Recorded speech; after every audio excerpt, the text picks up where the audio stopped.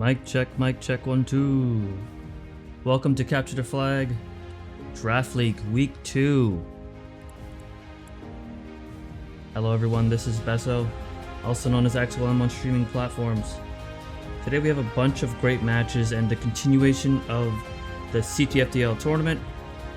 We'll have at least 2 hours of CTF Infantry play, and it's going to be a great one. You'll be able to find us live on Discord, broadcasting on Twitch, and VODs will also be available of all the matches. Again, to download the game, you can go to freeinfantry.com to find out more, and also search Free Infantry on Steam. I was able to get my Instacart order in before, so let's get this going. I'm ready to go. Let's get these introductions started. I myself am a 2-time CTFDL champ, 2-time USL champ, cough. Thank you to Sav for those last 2 ones, by the way. I've assisted multiple teams of PL and squad Smurfs and PT among others. Yada yada yada. Not too much about me, but I am the CTFDL admin of the people with an asterisk. The asterisk is for no petitions pending, for those that know what that means. I'm also joined by a 6-time CTFDL champ playing between defense and offensive infantry, and captain of former CTFX's Tactical Destruction. More recently, the old guy trying to help people how to learn how to play. Angelus, how are you doing? Yeah, pretty good. Appreciate that. And I want to credit one of my championships back to Beso, as it was with Smurfs in Season 8, I believe. I probably don't remember that, but I'll believe you. I think I'm taking medication to remember what happened 20 years ago. Follow that introduction. Joining us is multiple PL champions starting back in Season 3. BDS, Camp Chaos, Canucks, and PT. Considered one, if not the best, SL and Medic to grace the game. Understand both offense and defense at a high level. Herthbull, how are you doing, man? I'm doing great. Looking forward to tonight. Yeah, we actually found Herthbull in Jane's Addiction of CTFX. Okay. And then the rest is history. What do you mean? He was co-captain of it. Yeah, Part no. of the signature. Uh-huh. Yeah. No, that was Shiro. Wasn't me. Alright. So it looks like our first match is getting started. Players are starting to be unspec'd here. Let's go ahead and spectate Colossal for now. Let's also look at, quickly before we do that actually, tonight's tournament schedule. So at 9 p.m. right now we have Fangs Out versus Care Bears. The winner will go on to the championship match. This is not an elimination game, but we do have 3 elimination games tonight. So 9:30 we have WAF versus CFB, which is an elimination game. That would, hopefully this match doesn't go over 30 minutes, but we'll definitely go to that match as soon as this one's over. And 10 p.m. we have TD versus SP, which is an elimination game. And the winner of both those 2 games at the 9:30 and 10 o'clock matches will go on to play at 11 p.m. And that is a forced scheduled match, meaning captains weren't able to decide the time, obviously, because the winners are undetermined. So let's take a look at the teams and what their schedule looks like. So looking at the current standings right now, Care Bear Countdown, the only undefeated team. 3 teams with 1-1 and 2 teams with 0-1. Angelus, Hearth, any comments on so far on the standings? Yeah, just a note for most that due to the structure of the tournament, with TD and We're All Friends here, so that being Metal Squad and Verb Squad, they've only played 1 game, but they are facing elimination games separately tonight. So they could be eliminated at O2 if they drop those, but hoping/expecting them to pull it off and at least get that 1 win before their tournament life is over. And just that it was a surprise for most people last week how strong the Care Bear Countdown led by Decker looked.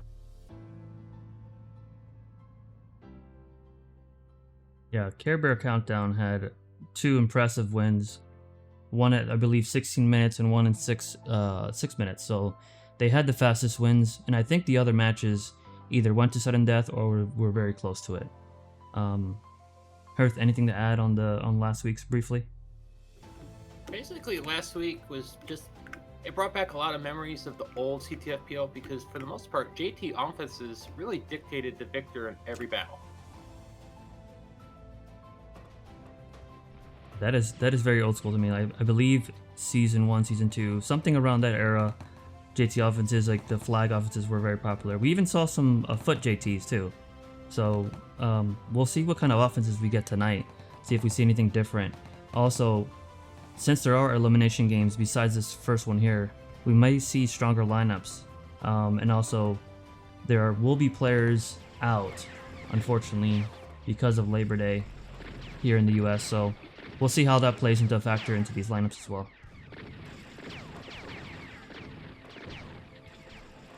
So moving on to the power rankings. So Salov was able to do some power rankings for us last week. Some players voted here, as we see on the screen. Care Bear Countdown being the clear favorite at number 1. Number 2 coming from behind. Number 3 Fangs Out. 4 is We're All Friends here, and 5 is actually a tie. And it's voted by these players here listed in below: Abith, Flair, Herthbull, Jackie, etc. Any comments here, or do you guys generally agree with these power rankings? Go ahead, Herth. Oh, I was going to say, looking at them, I think it's pretty much undisputed that Decker's squad was going to be number 1. They came in with all of their players. Attendance was great. Strong showing both games, even with different lineups. Really hard to contest the fact that they would not be number 1. Yeah, and I know Salav touched on it in his write-up for the power rankings. I'm a little surprised that Verb Squad came in at number 4 after they looked as disorganized as they did last week. They did have attendance issues and whatnot, but personally, I would swap Taco Taco up to number 4, as they were able to hold off a swing soft defense all the way up until sudden death. Rather than that, I agree with the rest of the rankings. Awesome, and so let's take a look at this bracket real quick, and then we'll dive into this match that I think is actually about to start or close to it. So we'll have to get things going here. So the upper bracket here, unfortunately, I didn't have time to do a lower bracket, but just looking at the upper bracket, does anything stand out to you guys? Obviously, we can quickly go over games 1, 2, 3. We have CBC over WAF, SP over FD. Again, the quick matches were CBC. I mean, really powerful, really strong starts there. And then we have our game right now, which is, we're very fortunate to have this semifinal game right up front. So it's going to be a really fun one. Yeah, I don't think anything too significant stands out as far as the bracket's concerned. There are some roster differences tonight, whereas Flair played a large part in the rolling offense last week along with Chucky. He's not available tonight, so that offense may look different. It may be a different structure, different lineup, someone else not calling. We won't know until the game gets underway.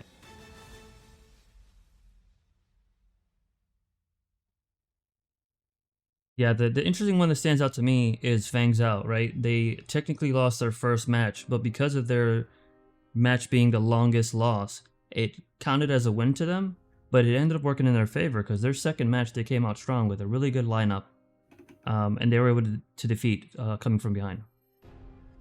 Yeah, and tonight, we talked about their attendance the first night. It wasn't great. They were missing a lot of starters.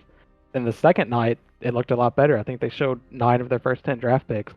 Looking at the lineups and folks they have in tonight, it's looking a little bit weaker. This being a holiday weekend, I hate to say it, but they're missing 3 of their first 4 draft picks. So that's a lot of player power you're missing on Mix'em Squad tonight. We'll see if they figured out something in between the past couple days to make this a competitive match or not.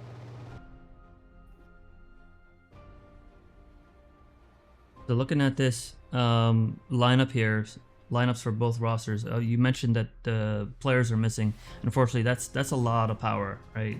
Usually the stronger infantries and fighters are coming up front in the beginning of your draft.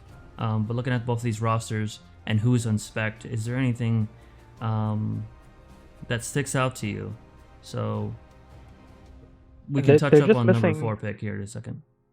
Yeah, I know I mentioned Flair here a minute ago on Team Decker's team, but they showed pretty good depth last week, subbing a lot of people in, getting play time, and their offense kept rolling no matter who they had in for those 2 games. On Mix'em's team, like I mentioned, picks 2 through 4 not available tonight. Of those, I'd maybe make the argument that Dilatory is the biggest. When you lose one of those key strong utility levels, you have to shift someone else over to play that role, and then it kind of just weakens your lineup downstream. We saw that a lot last week on Verb Squad, where some of their best fighters are playing utility roles out of necessity. And I'm looking over Mixum squad tonight. Again, they have people playing out of position. They have the round 17 pub SL starting, and that did not go well for them the first night. So hopefully they've got some practice in, coached them up a little, and they can compete.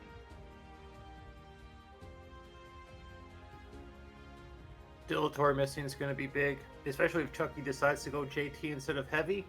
Dill is one of the medics that actually has experience versus a JT offense, so he would know the right positioning, help stall them. Yeah.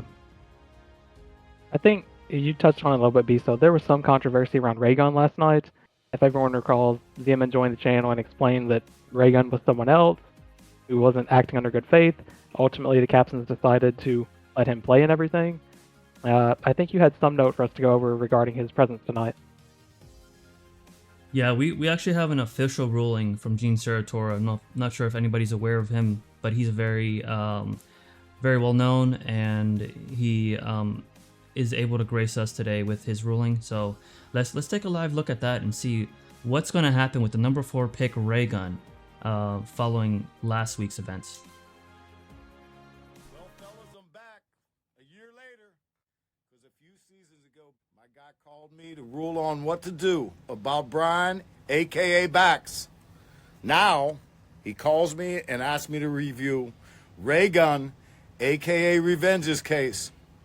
He tried to shut down Discord. He tried to hide. He tried to skirt the rules. The case is closed. He is banned for the rest of this draft season, and Ace will transfer the alias Revenge to Joe, a.k.a. Cheese Crisp. That's the way it's going to be. First day in the studio, Gene's out. Well, fellas, I'm back a year later. There's some commentary that the audio may or may not have been played. I think that is on live stream. Were you guys able to hear that from Gene Serator? Now, he calls me and asks me to review Raygun. I think it depends on which stream they're watching, because I was actually able to hear it on my stream through Discord. Awesome. So yeah, if you're watching here on Discord, you're going to be able to see and hear it also on Twitch. So we'll be able to play that. So essentially, there was some drama last week, but before we go on to that, the game has started. So we're going to switch over to live view here, and we'll come back to that briefly.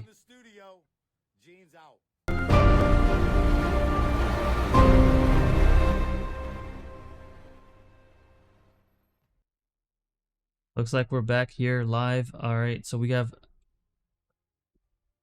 5 flags being picked up. Chucky has 2 flags, Mites has 1 flag, and the game is started. There is some battle here at A6. Yeah, so Mixum's team got there early. Maybe that was the plan, to have their offense get there ahead of time, try to get some early ret damage. Flaps goes down before he's able to get the base fully up. They need to see that heavy wrap around though and start hitting the turrets. RT's down already. MG, a couple RGs will take it down.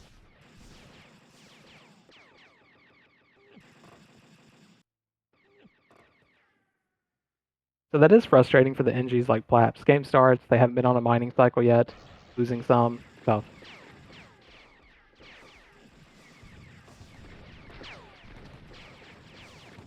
it's interesting that MG went down so quick, but let's see if they stabilize here at A7.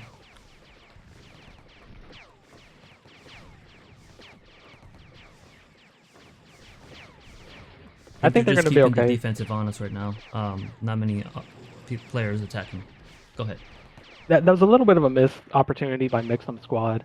They had momentum. Chucky, the opposing JT, was at home. They could have brought 8 to offense right then and tried to take it in. But they only had 5 or 6, so as Chucky dropped flags and everything, they were easily able to push it out. It's practically no harm done.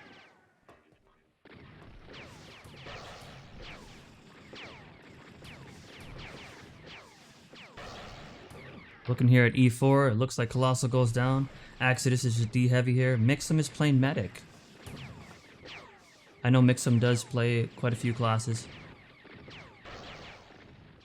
Yeah, he's kind of a utility expert. I think he can play all 3 of them adequately. I think he primarily plays engineer, but he can certainly play SL and medic as needed.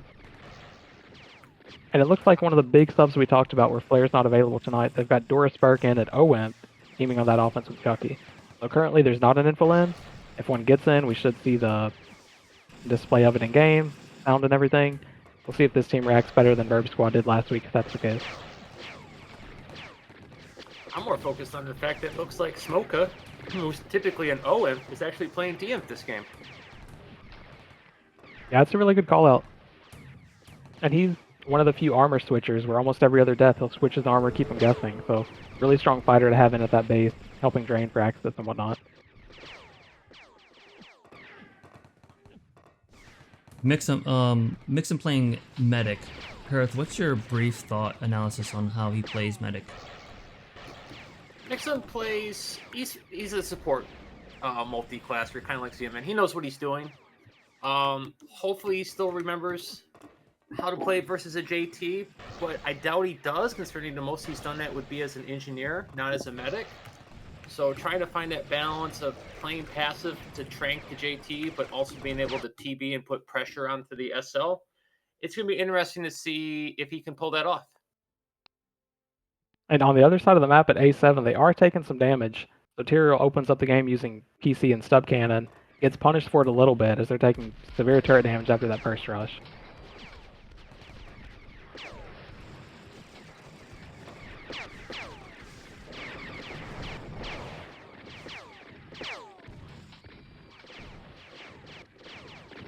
Looks like Power here is holding, and he does get a kill on NY Mike Jones. It looks like something may have happened here, and we might unfortunately get a restart of the game. Is this true?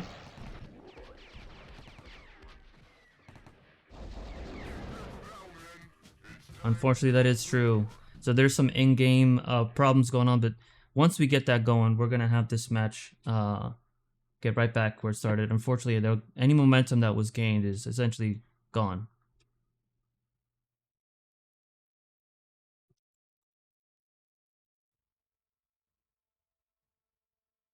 Do you think revenge had anything to do with this restart? Yeah, I don't know if he snuck in and restarted it. I can't think of a time where I've seen this, an unannounced restart in a kind of ranked game. That's certainly different.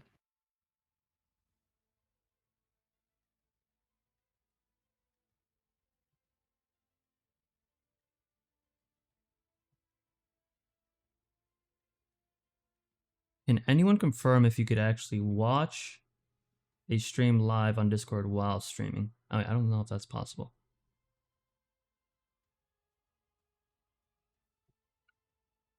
But unfortunately, both teams are probably wondering what is going on.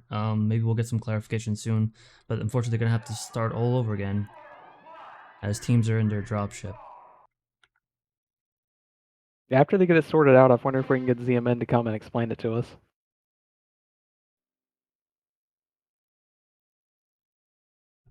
Arena message goes out. Apologies for the timer that was not ended. Game will restart at end of timer. Captains have been notified.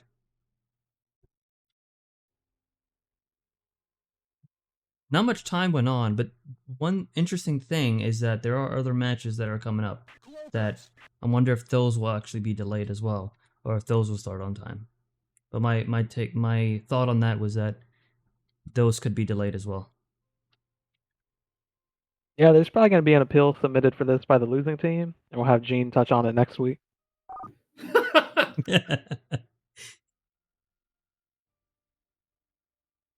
I think this one is a little bit of a bummer, especially for Mixum's team. We talked about how undermanned they are. They tried an aggressive start, and they had some success. They called Splaps an early 100 talks. They were building off that. Now I would expect Decker's squad to come out kind of ready for that and not take that early damage. Yeah, their opening strategy is completely ruined at this point. Yeah.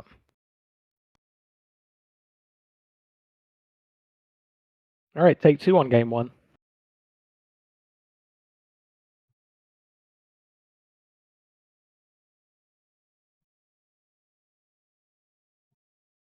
Or not take 2 on game 1.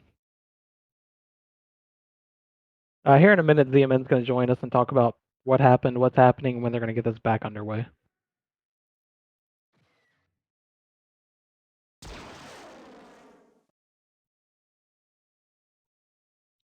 It looks like I'm able to watch the other game by ZMN, so we'll have the team view up here shortly while we get some clarification. Looks like there's 3 flags by nope, and that's another restart.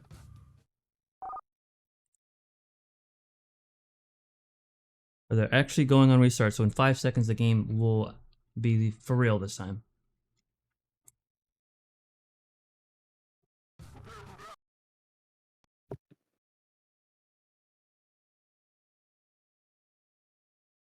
All right, so allegedly they're starting again. Take 4, lucky take. I don't know.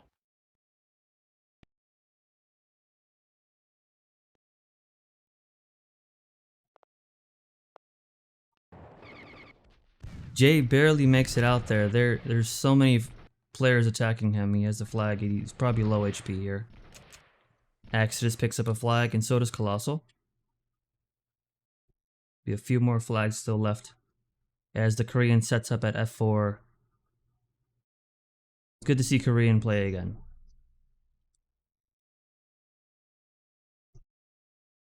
Yeah, and this time we do see the full defense show up immediately at A7 like we talked about. Where last game they kind of got caught off guard, lost some early turrets. They've already seen that, so they're ready for it this time.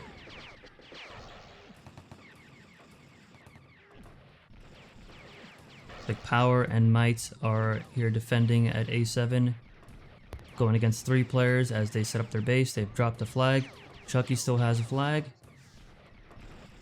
Planner has a flag. Yep, and while they kind of go through the game initiation, we're going to cut to ZMN, who's going to tell us what happened on these restarts, and then we'll get back to the game.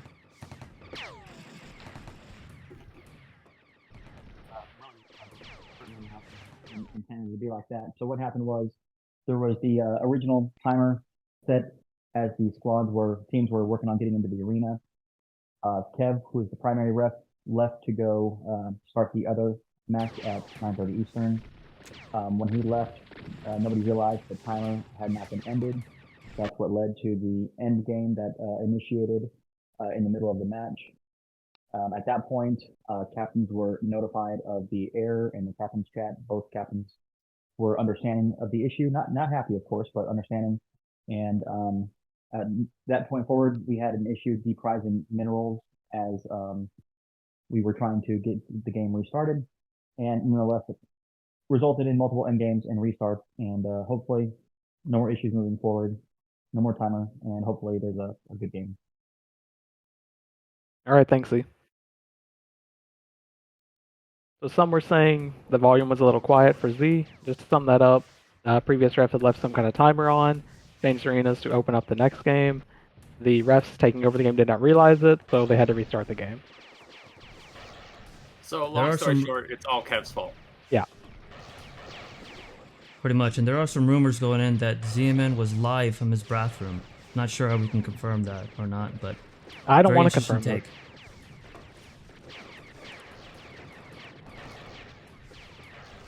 Looks like we're gonna have the team multi-view ready, so let's go ahead and transition to that. Yeah, we're seeing some turret damage come out of A7 already. Flaps took a tough death, so that RT's at least going to be yellow.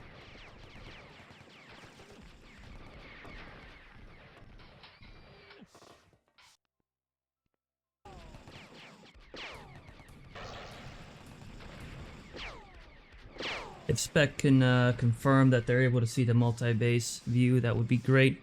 So we have 2 actions going on here at A7 and E4.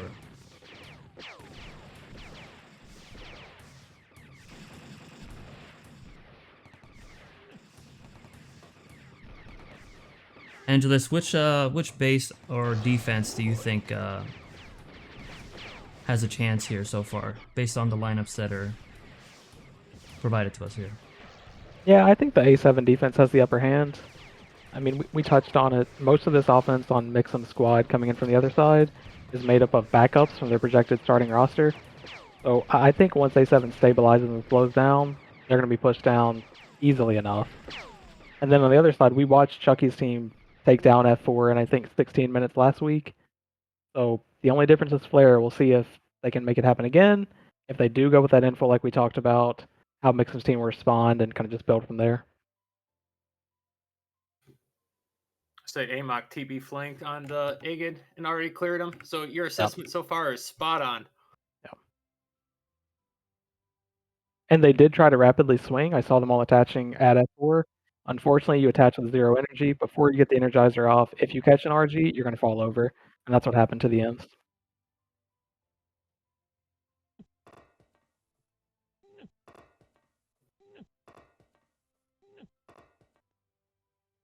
Like both bases are a little quiet with their first choke point battles going on right now at E4, and it's very clear Power is kind of just singing a song here, with no battles going on his base. Yeah, we see this a lot in cleared bases where the team that cleared doesn't fully commit to swinging, even though there's definitely a time period they can. So you may only see a 7-man offense when a lot of people would argue, hey, you should have a 9-man offense. Some are bold enough to go 10-man with a beacon on the medic. I think it was Dilatory last week we saw doing that, attacking D6 while being the only person with a beacon back at A5.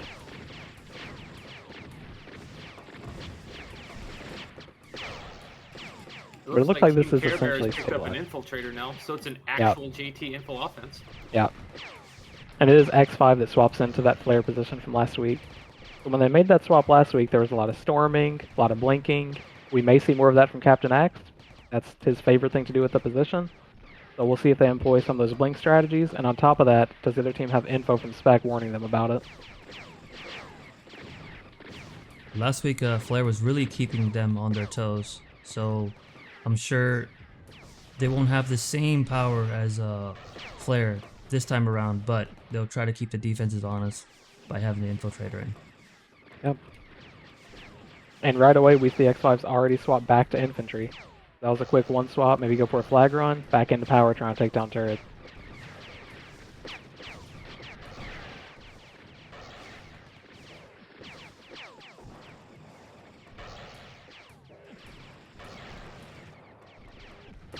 Rue and Mike Jones here at A7 are trying to hold up, trying to give their offense some time. Let's see if Igid won't get flanked this time and at least give some momentum for his offense.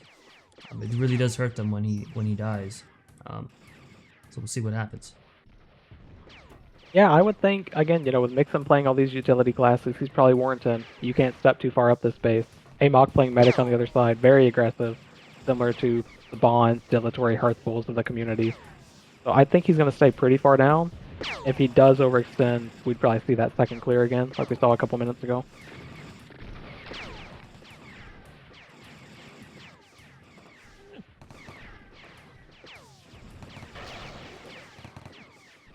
So far, Tyrael providing some really solid D heavy here at A7, as typical Tyrael fashion.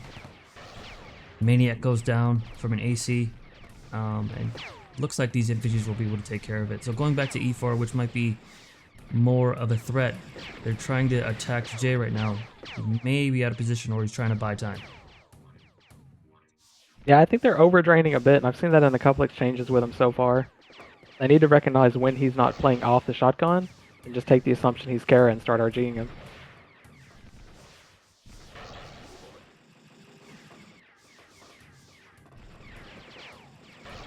So I know we mentioned Flare. Is there another player that comes to mind from you guys that's missing tonight due to the holiday? I think a big one is Jackie, or Mixum's team. So from the comms that were released from that team, Jackie was making a lot of calls on the offense. Jackie can play multiple roles. He's a multi-classer, also a good fighter, great knowledge of the game. I think he's severely missed on shot calling for that offense. Looks here at A7. That being said. Rocket goes down and MG goes down. They're really making some strides here. Yeah, so there were a couple bad deaths by the end. Someone did call the swing home, so knowing Flaps, he's got replacement talk for this. But that's impressive from Mixum's team to get him back home that fast. And if they can sustain this pressure, that means... Go ahead, Earth. I'll say it's great comps from Mixum teams because they swung almost the exact same time that Care Bear swung home. So they instantly matched those numbers. Yeah, I like that aggression a lot from Exodus, and he does that in the mixed community as well. As soon as he feels like home is safe, he's quick to go to offense to try to hone in on that counter swing. Looks like Igid is also low. Go ahead. Yeah, it's similar to what we talked about when they got cleared. We didn't see the super aggressive swing come in from Decker's team, but this time, Mixum's team started to feel the pressure what they were building at A7. They had that swing called, said, hey, let's bring the defense. They're going to swing home. And to Hertz's point, they got there at the exact same moment, so didn't lose momentum. And now by the time they get to that choke, assuming they don't just fall over to mines or something, they're going to have a 4 or 5 man advantage up top. The engineer is also on offense. Let's see if he can provide some EB support. They're setting up. Mystic Gohan's going to try to go for these turrets again. They were able to get these turrets up again, but Mystic Gohan kind of overextended himself there a little bit. His offense kind of goes crashing down, and there is no threat here. No turret damage. Yeah, you really got to make one of two choices. You can either commit to protecting the heavy with your reps and trying to kill the people rushing him, or the imps themselves can rush and try to do a lot of damage to the turrets and take out the engineer. It looked like Mixum's team got a little bit in the middle of that decision making, and they just fell apart of the boxes. And also, Exodus has also swung to offense. I wonder if they keep this pressure going. And I did want to add, this is going to be valuable experience for Igit here. If he can learn from these, it looks like he was going against Chucky there when he's able to defend him off there. So that was good on his part. Yep. What I would like to see in this scenario where you're pushed up to the boxes and they're swinging is someone from Decker's squad actually change over to info to help push out. And you'll see that in the mixed community all the time. We talk about displacing people and pushing them back. I'd love to see a quick info swap to get them pushed away from those boxes. But we're not Wow, seeing the that, rocket so now you're just fighting does go massive down. mass. Sorry, the rocket did go down super fast. Yeah. Mystic Gohan does have great aim on that. If you can give him some time, he's going to take these turrets down. I'm really surprised that the defense is not holding or not getting him off of his track. He's just clear sight to the turrets. Yeah, it's another timing game we talked about last week. If a heavy lines up on an RT, you're looking at around 9 shots for it to go from 200 to 0. And when you have additional frags coming in with that, I mean, it can be within a 3 to 4 second window. It just disappears. Herth, how do you feel this counteracts Amok's ability to TB with this offense getting the pressure? It looks like Igit's also getting flanked, by the way. Go ahead. Yeah, Igit's in the tough spot, obviously, due to getting manually flanked by 3 DMs. But Amok and any medic, really, once you're pushed back into the flag room, your personality, you no longer can be aggressive. But luckily, we have other tools. Obviously, Medikit's what we're known for, but we have access to Electron Beamer, the best weapon in the game. So between that and Medikit, you really contribute a lot more to your defense when it's more numbers on both sides. Really surprised there Igit was able to get out. No, he's a newer SL, but so far so good. He's able to, the last couple runs, kind of evade the pressure and get to safety. He's doing very well for being, I'm going to say, fresh to the competitive scene. Hopefully he's gotten a lot of coaching. He's listening well. All in all, it's a good surprise.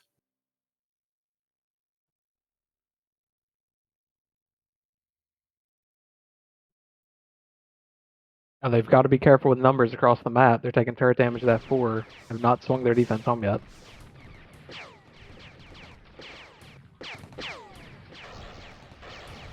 And just as I say that, a couple attached kind of stabilize that.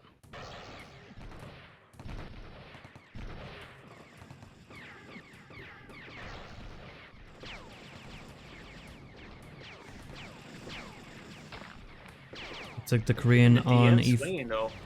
Like, the only people defending F4 are the supports.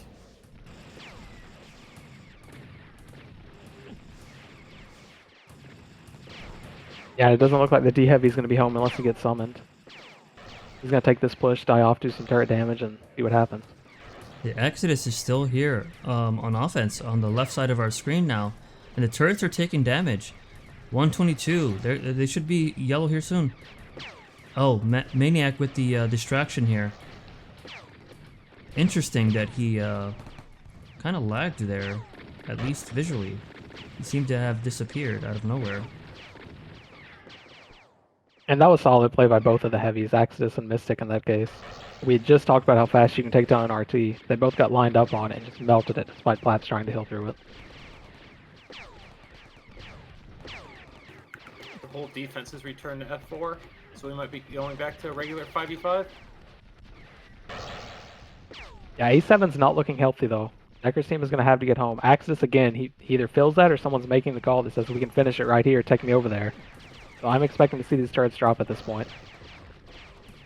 Mr. Chucky Gohan with a continues nice to kill play on more Chucky. on defense this game than offense.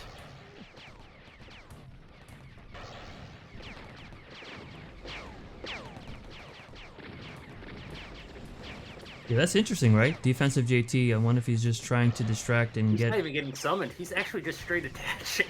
Yep. I haven't seen this play before. Now there are no active turrets in the flag room, so you take a numbers count here. Smoke is looking for TD and out. He's on the clock, though. They're getting manually Yeah. flanked. He's going to go for They it. need. Yep. If they can get some. They did not get the flags. They also got flanked here. No attaches. Yeah. Appears they got cleared here at A7. And F4 does look clear as well. So we're in a stalemate here. I really like that Mixum's team is going for it this game. We keep talking about Axis spending all this time at A7. That's acknowledging the risk of opening up your own base at F4. But they're taking that risk and trying to finish A7, so I like the way they're playing a lot. They're really telling the engineer, like, if the Korean's got a bank of tox, he's basically saying, look, I've got enough tox to cover whatever damage we're going to take. Stay on the offense. Put the pressure on. Yeah, and with Chucky staying in the game as a JT, they're acknowledging that their medic is fine with Chucky coming in maybe by himself on the flag round. Leave him to me in the turrets, I'll take care of it. And I like that decision in most cases.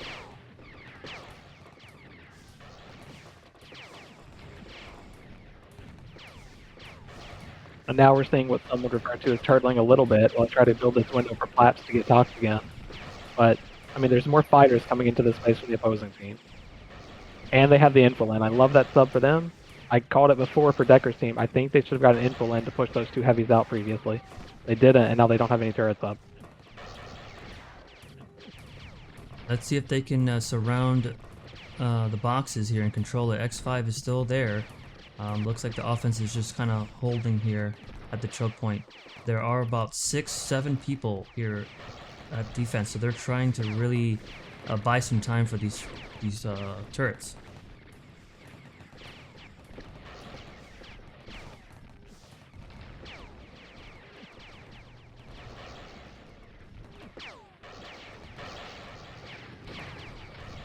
Rue making a couple storm calls deep in the base.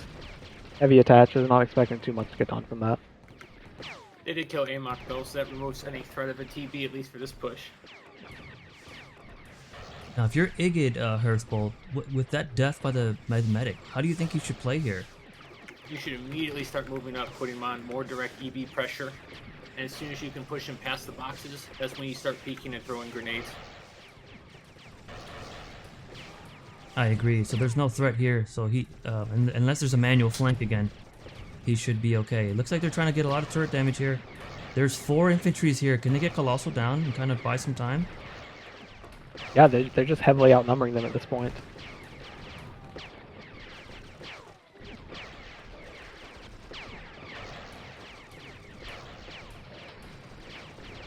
And I don't like Nice. that turret set up deep in the flag room either. You can see where Mystic's setting up. So he's safe from the immediate ammo coming out of the flag room and still has a perfect angle on that RP. And that's going to drain Plaps very quickly. You see it goes down. The rocket does go down, right. And the MG is red. Can they hold here? They have all the pressure. Chucky's trying to provide a threat here on the right side of our screen, but if I were them, I would definitely be swinging here and try to keep this pressure going.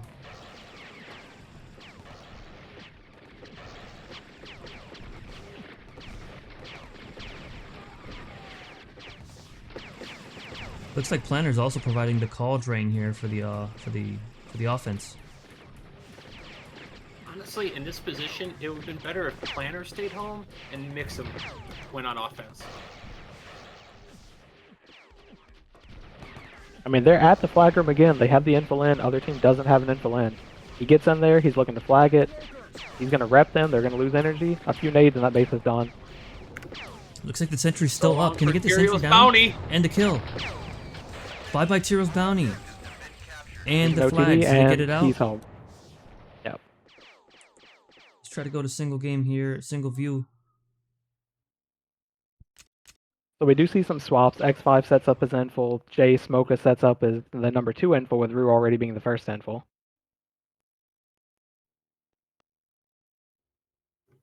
They started off this 10-man in a good position immediately at the turrets. Yep.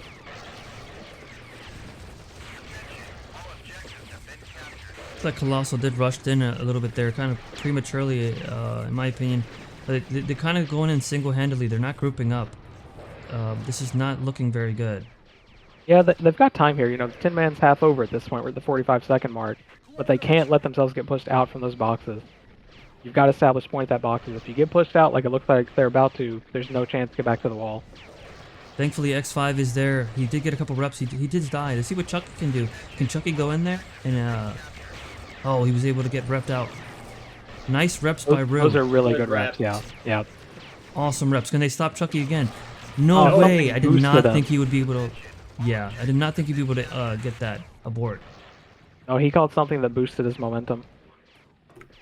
They still didn't get the RT, though. But it looks like Korean might be low on tox because he's not repairing. He does repair right now. And there's no NG for the attacking team, so Plaps the Engineer switched over to be Infil 2 next to X5. So their only vehicle threat is Chucky on the JT. Both infiltrators go down, Plaps and X5. Can they push out here on defense? They should, and someone needs to call that. They should be pushing Six people right now. sitting there. Yeah, you've got to get that push out. They're just waiting. 2D heavies. Good reps by Jay. He's behind them right now. He provides a little bit of distraction, but nothing much. Plaps goes in. X5 goes in reps. Chucky tries to go in here. Chucky goes down. They're just draining a lot here. Bad deaths. The numbers are Lots huge. of bad They deaths. should be pushing out so They need- strong. And this, yeah, Right. this should push all the way out to the middle of the base. They should not stop at the boxes here. 30 seconds left. Lock dying is not good. X5 X5 trying to is make kind of hero deep. play. Yeah. So it's last push Chucky for Chucky might- here. Yep, Chucky's the last bet here. Can he get it? Can he get it? He does not. Colossal's deep, and looks like this is going to go to Mixum's team.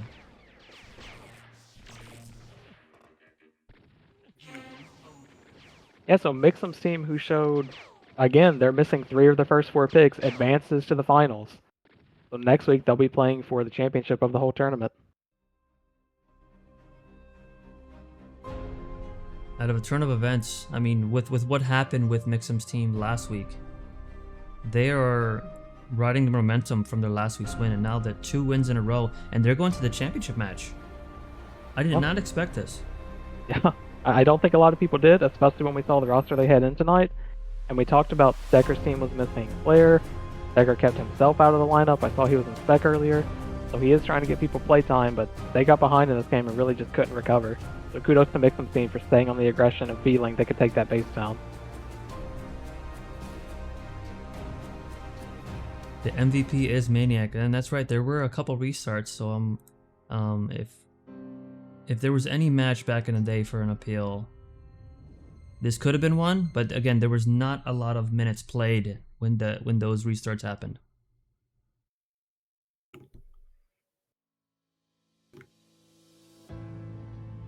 Yeah, so Decker's team drops into the finals of the lower bracket. They won't have another game until next week, where I think they'll be the home team against whoever advances. And then if they can win that game, they'll climb back into the finals and get a rematch against Mixum's team.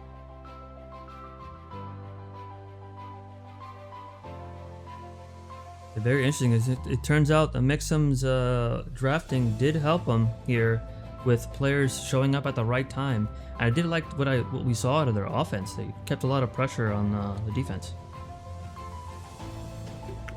You could really tell that game was a lot of good communication. The swings were crisp. They kept the pressure on at the right moments. They knew when they could take damage and absorb it still. No one panicked, swung home. All in all, it was a very good game for Mixum's team.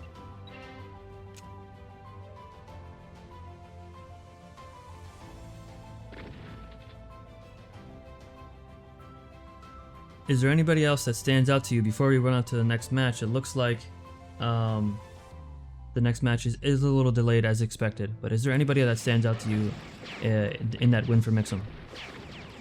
You know, we don't know who was shot calling, but I'd say whoever was calling the swing should have been MVP that game, because they kept their foots on the gas, and it resulted in a win. A lot of times you'll see a swing fail, and then they'll go back on defense and stall a little bit. They got aggressive, stayed aggressive, and took down the base.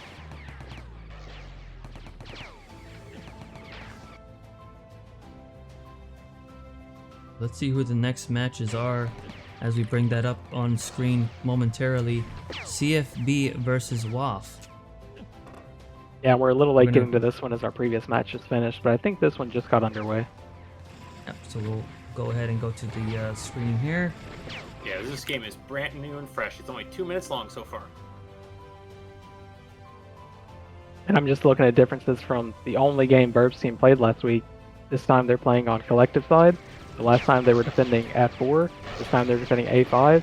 And we talked a lot about the experience at Medic. This time we do see Gun Girls in, whereas last week it was Low Fincher that was struggling with that Chucky offense.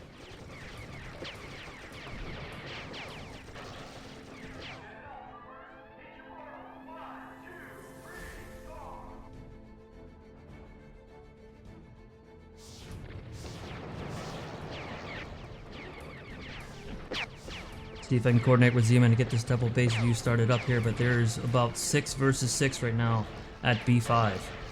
Yeah, there's already a ton of pressure at A5. And it's tough for them to get out of that flag room with 4 imps pinching them.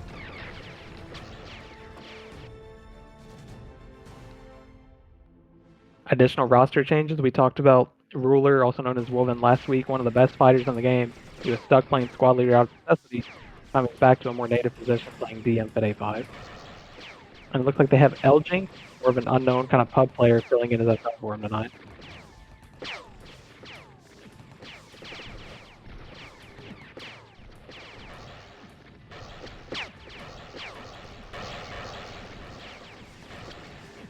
Looks like, yeah, like you said, all the actions at B5. So the Mountain is SL. It appears that Pister is O heavy again. Breakdance Engineer. There's a manual flank by Billy. We'll see if he can get some distraction going there. Gun Girl Medic. Solo Camo appears to be D heavy. Yeah, and this is a similar spot to what we saw Decker's squad in last game. They want to get their offense going, but you've got to get that base pushed out first. If I'm shot calling here, I've got an info coming in and whatnot, I'll push out the base. Big numbers game. But if you just take fighter on fighter, your turrets stay at risk in this big scenario.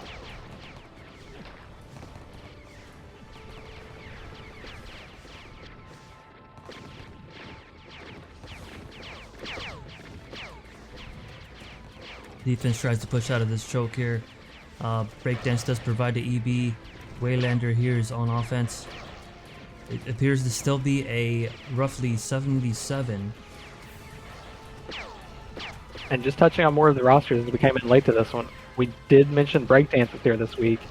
He was drafted, I think, 6th or 7th overall, expected to be their starting NG, was not available last week, so Solve, again, one of the fighters was stuck playing NG. They look a lot stronger this week with a normal NG playing and Solve on one of his normal classes at Infantry. That is a great point. Sov is definitely a great fighter, so he's definitely leading the way here. Pister trying to get some turret damage. Does he take the sentry down? Looks like he's trying to go for other turrets at least. No, he is. Yeah, he's trying to go for the rocket. Sentry is still in the way.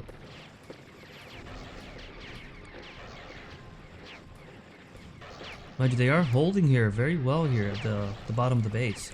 That's kind of good for the Mountain so he can summon players right into the final choke. You can see where the attendance issues are plaguing Burb's team. He currently has no squad leader in the game. Yeah, so they had L Jinx in the game for a moment. I'm not sure who the sub was as we joined late, but they're just trying to stabilize at this point.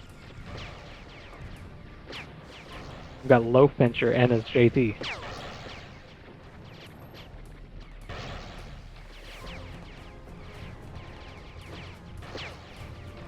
This is not looking very good for the other team on defense. No. They are pushing now into their... Can they get the TD out? Solve grabs a flag. Now Yosh grabs a flag. Yosh is out. Yosh, a very experienced USL player. Glad to see him here in CTF. Let's see what they do here. There is no advancement here on 10-man. So they will be able to hold the choke in the beginning of the base. They should really be holding it outside the base. Yeah, a lot of the opposing team just standing around the DS. They didn't have an SLN or anything, so barring some sort of miracle, I think Soft's team has got this one. That's a great point, right? There's no attack. Why not go outside? I'm surprised that they're still here and they haven't gone outside. So now the script for both games so far tonight's been the same. Establish pressure and then keep it. So they left, I think, one person at home, had 9 people attacking until they finally broke it. We see them coming in with a coordinated attack. The call here is defend this, keep the door closed. If they can't get the door open, they can't establish numbers. They're not going to get through there. And you'll see the Infils repping on the defensive side. They're going to rep, then try to die off immediately because we talk about it all the time. 12 seconds to get back with more reps. Very interesting play there. Sov did not rep right away. He's definitely holding because he knew that the infiltrators on offense were going to die. So I believe he still has a couple reps. No, he does go down. But it might be too late. There's 10 seconds left. They're going to try to rush through the left side. Can Love Pincher get through? No, he can't. Looks like they're going to hold here for the win. Yep. More notable absences that, impacted this. I just now noticed that Iron's not even here. So again, top 2 draft pick couldn't show to the game. You rotate people around, have people from pub that don't really know the structure of the game. Some of the best fighters are missing from your team. Really hard to recover from. And it's Verb's team that's the first eliminated from this mini tournament we're having.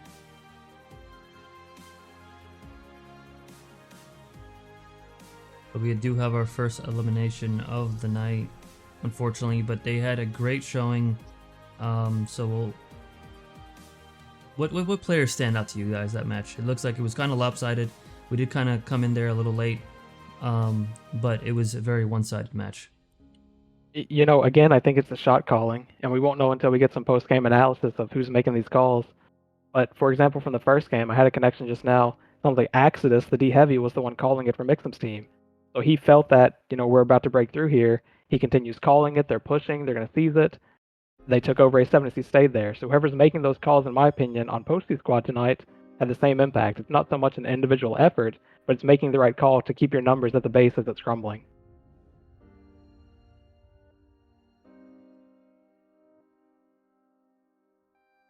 Very interesting. So the winner of this match is going to face the winner of TD versus SP. And then that game, so we have 2 more games left, and this is going very fast. And I believe we're on schedule now because of how fast this match was. Yeah, and I believe the next game is pushed back 15 minutes. I had some information from ZMN come in a couple minutes ago that to make up for the late restarts in Game 1, the next game is starting at 10:15 Eastern. We've got about 15 minutes here. Awesome. So we're going back here to the original schedule. Again, 10 o'clock game is at 10:15, as confirmed by Angelus and ZMN. So that winner of that match is going to face who, Angelus? They would be facing off against, I believe it's Posty's team?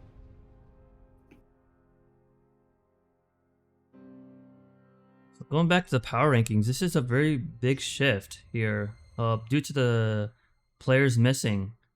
How do you feel the power rankings kind of shift now? You believe Fang's Out at least jumps up to number 2, correct? Yeah, absolutely. I mean, they played at the end of their depth start tonight and still kind of just rolled through a previously undefeated squad. I think at minimum they should be second. And we touched on the roster issues for the We Are All Friends Here squad captained by Verb. So Slav mentioned it in his kind of write-up. They were more written on their potential if they could show these starters. But tonight we're missing Iron, Baza, Keezer, Jim. These are 4 of their top 8 picks, and it's really hard to play without that depth. So we see people subbed in, like they had Loaf Pincher sub in as a JT at some point. That's not something you want to see. These guys are new to the game. They don't know all the positions. It's really tough to keep up with an organized squad, which Posty and Sav had tonight. So as we get things going here on the other match, we definitely have some time here. Me personally, I'm going to take a few minutes to myself as we regroup, and we'll return. Angelus, if you want to provide anything, more than welcome to. But again, appreciate everybody trying to get this league going. I know tonight has been rough on attendance, but it is very fun and entertaining to get all these players some playtime. And the league has been so far pretty good. Sudden Death might be a little bit controversial, but this has been a pretty entertaining league so far. Yeah, I would agree with that, and it gave a lot of people experience in organized play. We've got some skirmishers coming over for the first time, playing CTF in a fixed game. We've got pub players coming over and getting some exposure to an organized game, so I think it's good for people to get the opportunity to play, and it's good for the people that had that itch for competitive to have something to apply against it.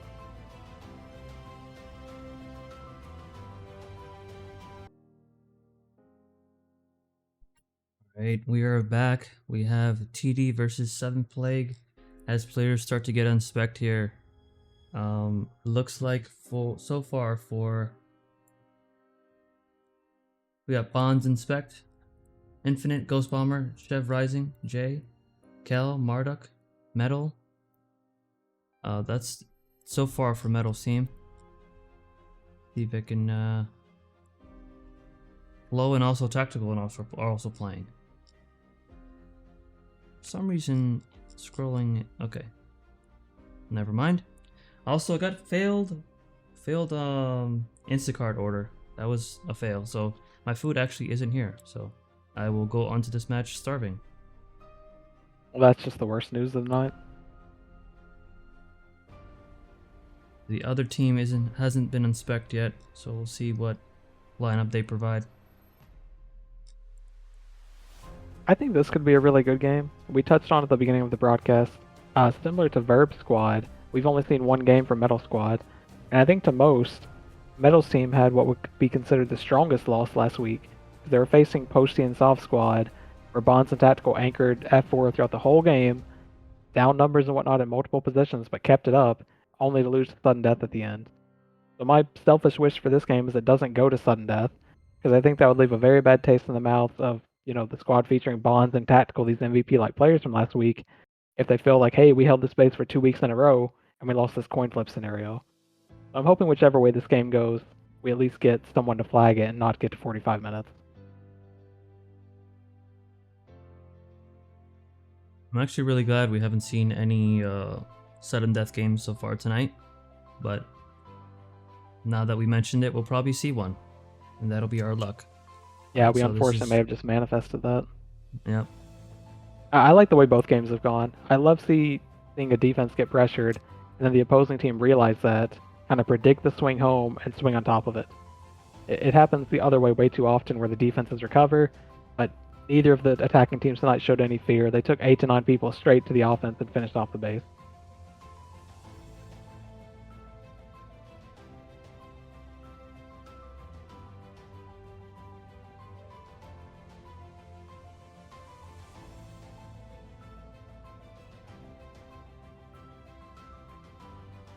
So with these players in spec, is there, again, Bonds, Chev, Ghost Bomber, Jay, Kel, Marduk, Metal, Flow, Tactical.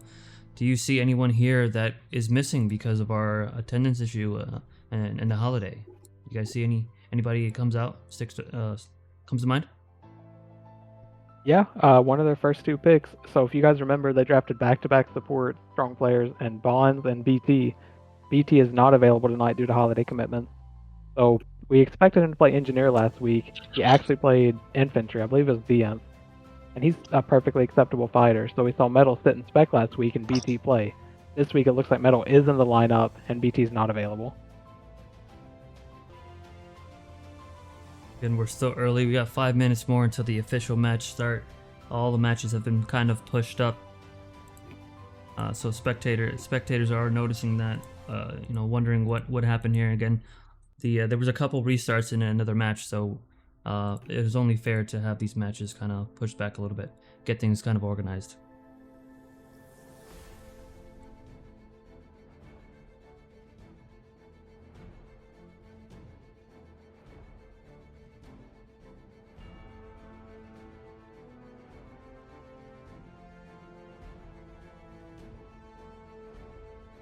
And how about the support classes for Metal's team? How strong are they in this match, and what can we kind of see so far from them?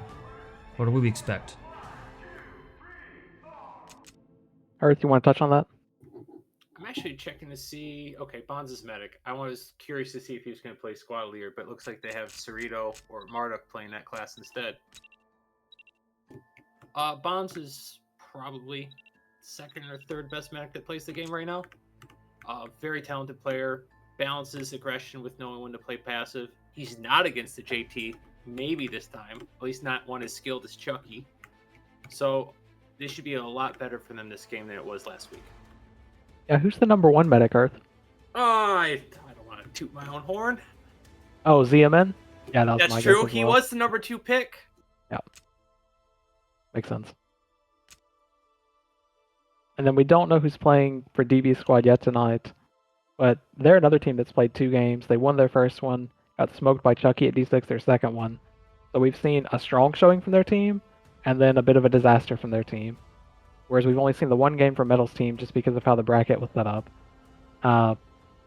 This being an elimination match, I think the general opinion would be we want to see Metal's team advance so they can get more games in. They could be similar to the Verb scenario where they only get to play 2 games, could drop both of them, and like I mentioned before, if it's another sudden death victory, that's a really tough way to go out for them. It looks like the lineups still haven't been decided yet. Interesting. We have 2 more minutes for official match start. I'm sure they're here. They're probably getting the last lineups going here. So hopefully get this started soon.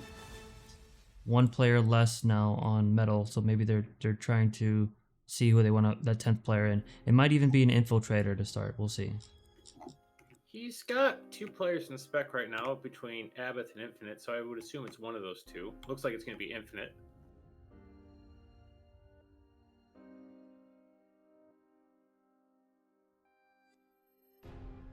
Again, salute to these referees that are taking the time to make these things go as smooth as possible. I know we had a hiccup today, but in general, without them, this would be much harder. So kudos to our referees.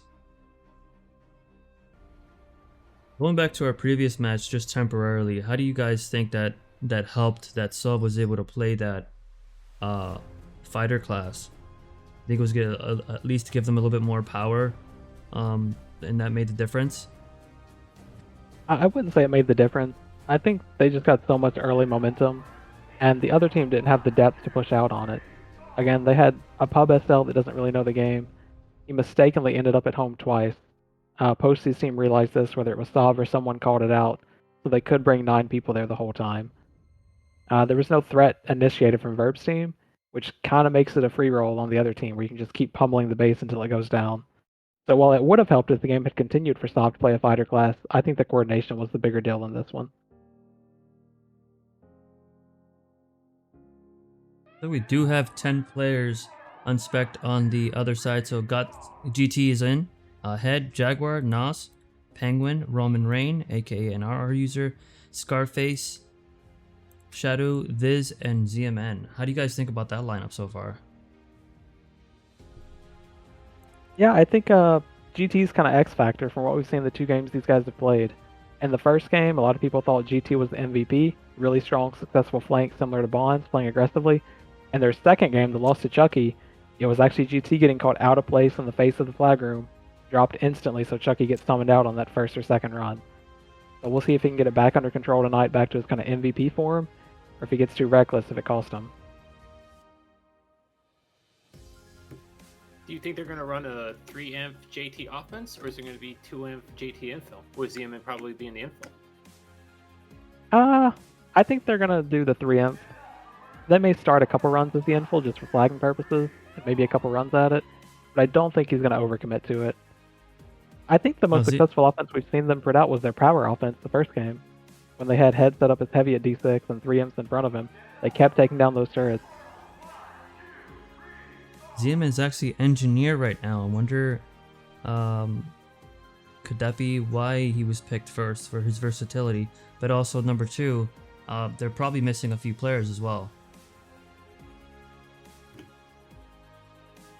Yeah, I'll let Herth speculate on why ZMN was picked at number 2. I'm not touching that one. Really? You don't want to? I mean, No, I'm good. I can touch it. It's not going to be pleasant, but... What are you waiting for? I mean, who doesn't want their president to be like their first pick, even though he had no business being picked that high?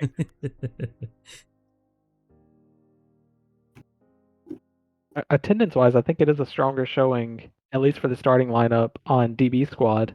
Because I'm just looking at their draft compared to who they have now. They've got all of their first 7 picks in there, whereas we talked before, Metal is missing BT, who was the second pick off the board for his team, and that snake draft where he went back-to-back.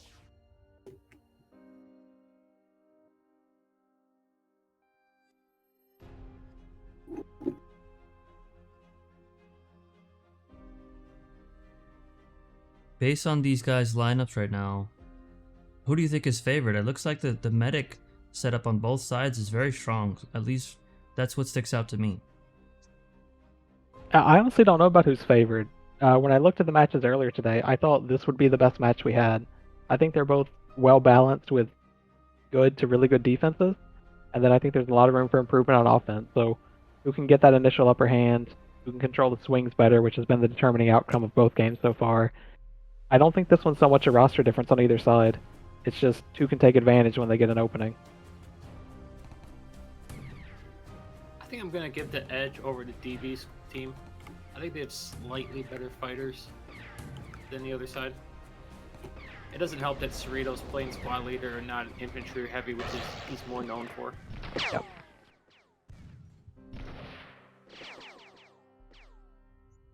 And I believe Tactical had a pretty strong game last one, so he's a player to look out for me, along with Bonds. I think they're gonna hold that defense up pretty well. I would agree that they're a little bit slightly favored. Yeah, I mean, last week they held F4 against what seemed like 8 to 9 people for a very long time. And that was, Infinite playing Genji. Everyone thought BT was their starting Genji. Well, it turned out they were using BT as a fighter. So Infinite, the mining machine, who's not often home fighting, kept that base up long enough to at least get to sudden death. Unfortunately, Black spawns one place, they're not there, went to the other team.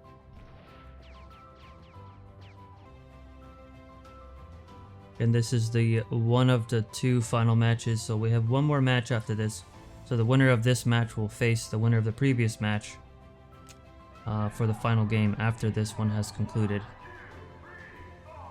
Yeah, so that's Posey and Soft Squad waiting to find out who wins this one, then they should face them almost immediately after.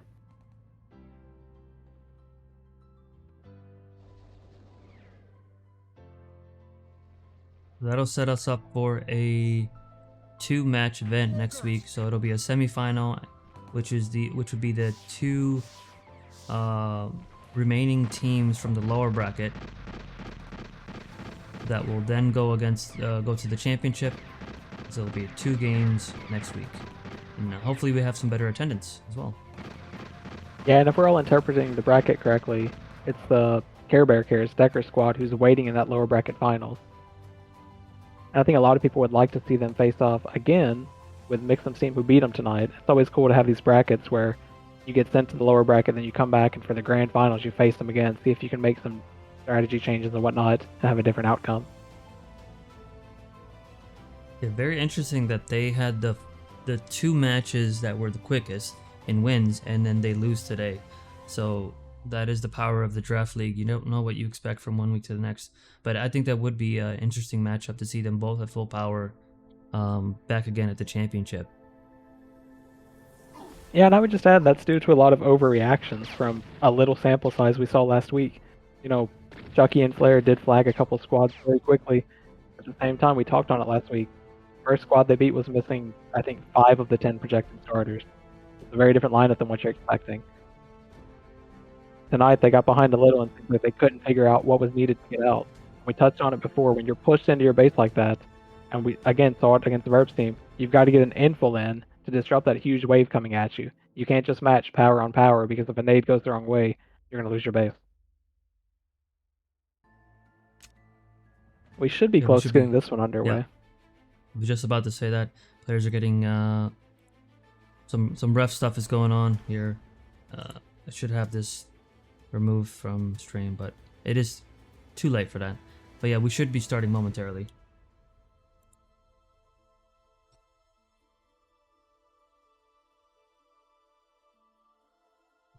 Appreciate everybody who's been watching and supporting the draft league, and to those who have got eliminated, good games, and hopefully we can continue doing this more. I know that there is some scheduling conflicts going on between this iteration of Draft League and the next one, so we'll see when we can do this again. But the game does start, so we'll see how the flagging goes and what bases are being picked up here to begin. Yeah, and once they're picked up, I would assume we're going to have the split screen view again. We'll see. If it's E4, Zeman does control the other account just for the technical purposes on what's going on here. So if it's E4, we should see the split view going on. We'll try to work out that check a little bit better next time. Unfortunately, that's kind of how we have it set up so far. Well, if it's anything like the previous 2 games we saw, most of the action is going to happen in one base anyways.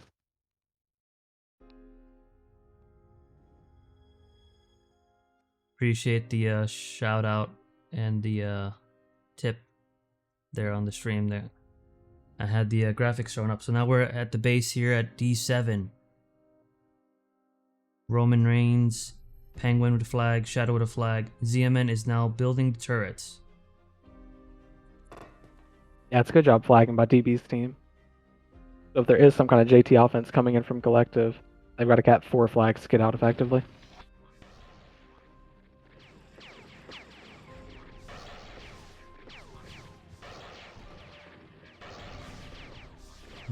We have some action here at D7. Ghost Bomber, Jay, and Kel. Oh, there's a flank by an infiltrator. That's typical here to begin with, as the infos are still in. So there's a little bit of action here at D6. So probably a 5v5 going on.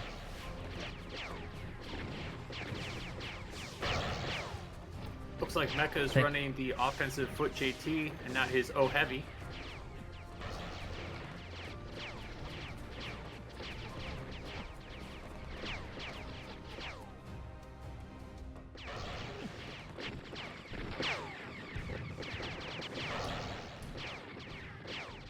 Moving back over to A7. Looks like we won't have the multi-view for this match, unfortunately. We'll see if we can get that set up for the next one. So we have an attack here. Roman Reigns, Nos, Penguin, led by Head as a JT. Yeah, we did Head see this goes for a in. few runs in the first game they played. They had Head and his JT, then I think around the 11-minute mark they swapped him out for Heavy. I'd say other than Roman Reigns, that offense is actually pretty good. Right away, we see Bonds with a successful flank, so he's on Jaguar, lanes the Trank, does not have him drained enough to finish him. But just applying that pressure is buying time for his defense to get position. Jaguar somehow lives. I thought he took quite a bit of damage there. I'm actually disappointed in Jaguar because Bonds was playing right on top of him. He could have done a point blank grape shot and instantly killed Bonds. Right, there was more that could be done there. I'm really surprised that Bonds actually is the one that came out dying there. The Jaguars probably getting a couple stimpacks as the offense kind of here at A6. This is kind of where the action's going on. Roman Reigns dies, so it looks like they're probably going to end up holding. ZMN is actually on offense. Yeah, not too much happening at the other base. So the collective team is running 3 imps and a foot JT. You really need some outfighting capabilities for that to be successful. You're not protecting a heavy, you're not threatening with a quick flag of the JT, you're just counting on the GL making a difference where you kill a couple infantries and blow up the flag room with explosives. Not a common offense we see, at least in this meta.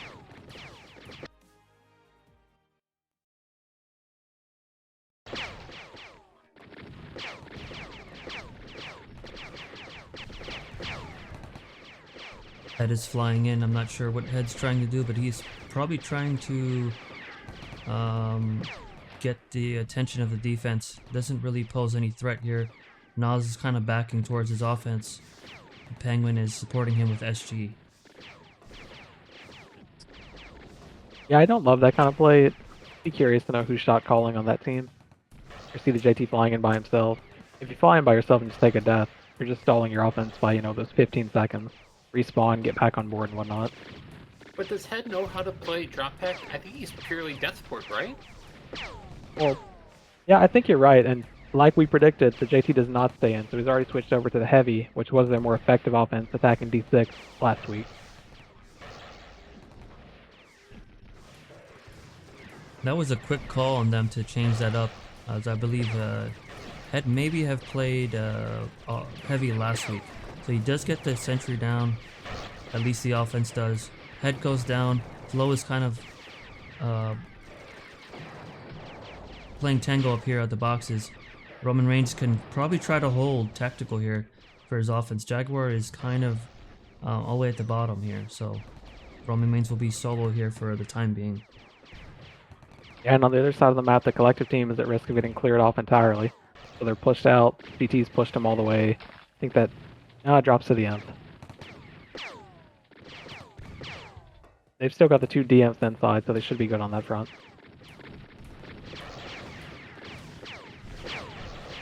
The Roman Reigns, Nas, and Penguin try to go up, and they're trying to push up.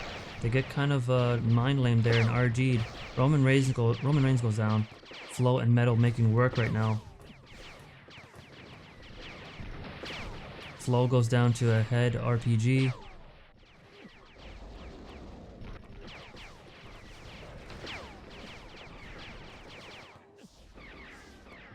Zeman again coming over to offense to help push on these boxes. Let's see if they actually clear the way. Can they get Metal down? Metal goes down really quick.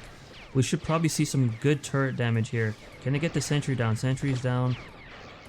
There's 4 infantries blocking. Actually 3 with ZMN. Rocket is 74.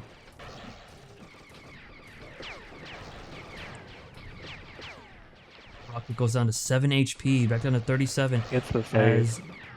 Nice save by Infinite and good reps by the defense.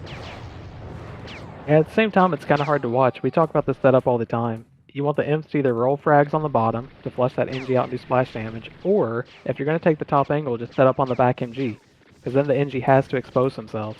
Whereas if you go for the RT, he's got so much protection with the wall directly under the RT. I think if Head had set up on that back MG, they could have cracked that and maybe taken all the reds down.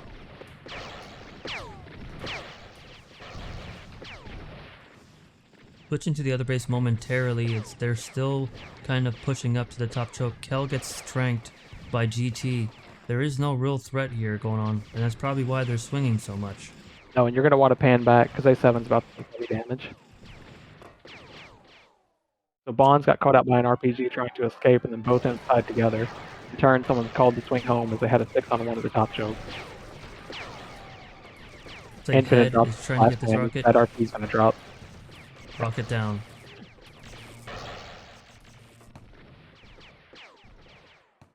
Some last minute AC that goes through Head's dead body.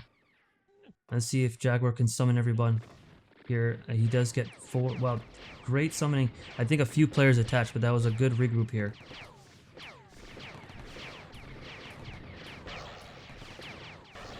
Yeah, and this has the feeling of those previous 2 games we talked about, where if DB's team can feel how much pressure they have here, bring 1 more or 2 imps with you because nothing's happening in D6, you can close the space out. And they've done that, so we see now they have a 7-man offense pushing against 3 defenders. It looks like defense. Where is everybody on defense? Oh, the flow does go down, but they seem like they do need to swing a few people home, or else they're going to face a lot of damage here. Yeah, even if they call it now, that call is too late. You've got to make that call 10 seconds ago. The damage is done. Bonds is trying to... Can he get this? Can they attach to Jaguar? They do go outside. Bonds goes down outside. So Jaguar does not... So Jaguar is playing really well against Bonds' aggressive play so far. He's playing super passive, which is exactly what he needs to do. His team's already dominating on offense basically without him. He just needs to stay alive and keep the pressure up. Really interesting. Bonds goes down again. Okay. Yeah, again, nothing going on at D6. I'm expecting to see DB's team continue to swing into A7. And someone on offense should be calling that. Whether it's Roman Reigns or Penguin, someone's got to say, hey, they have extra imps here, let's get the DMs over. Head switch back to JT. Smart move considering that the turret is very light. Just 2 plasmas and an MG. Can he go in and flag before those turrets go up, though? We'll see. Yeah, he's got to hurry they up were here. doing really good damage. Yeah, I agree with that. With him with Head. Heavy. He does flag 1. Can they get the... no, the sentry... 1 sentry's still up.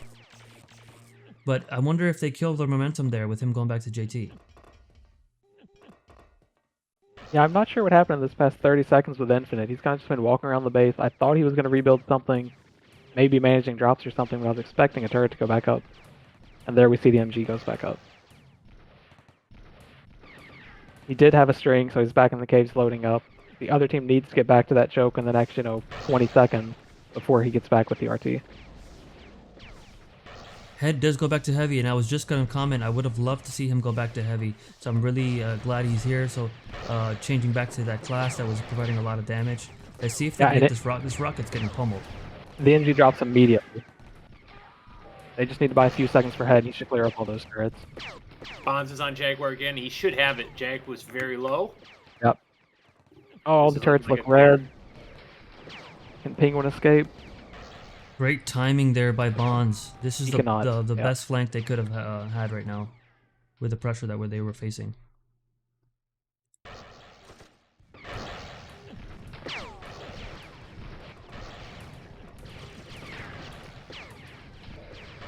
Herth, any comments there on how he kind of saved that, kind of killed the momentum there for the offense to try to get his defense some time to get the turrets going?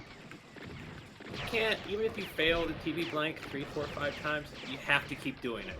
So eventually, because just the SL between reps, just taking straight bullets, the HP dwindles. And the stimpaks help, but you might be at 40, 35, and all it takes is the right timing by the medic at that point, and you can put them in the dirt. Yeah, so they lost about 30 seconds of momentum. Now, if you look at A7, we've got a squad of 8 attackers coming in. Full turrets, but I think beyond that, Infinite's essentially out of talk, so he's on a mining cycle now. So the one team was cleared and the other was stalled, and now the action's back at A7.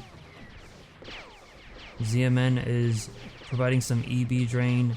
Let's see if they can move these infantries out of the top boxes. Chev Rising goes down. Can they move Ghost Bomber, and are they going to push soon? Hey, you see Penguin take that push. Yeah.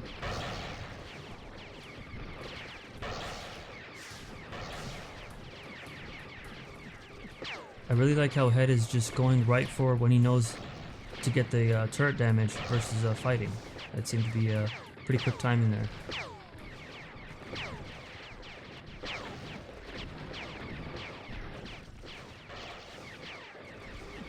And now we see a 5-man offense attacking D6, so you've got to be careful at this point. You've only got 3 defenders home. You should be able to hold it just playing passively around the turrets, but don't overextend and get yourself cleared. Nos goes a little aggressive. Roman Reigns goes down. Let's see if there's a TV by Bonds. Doesn't appear to be. Switching back to the other side. Jeff Rising, Ghost Bomber, and Jay are trying to attack here. There are 3 infantries trying to push out. Yeah, I think D6 is going to be fine on this one.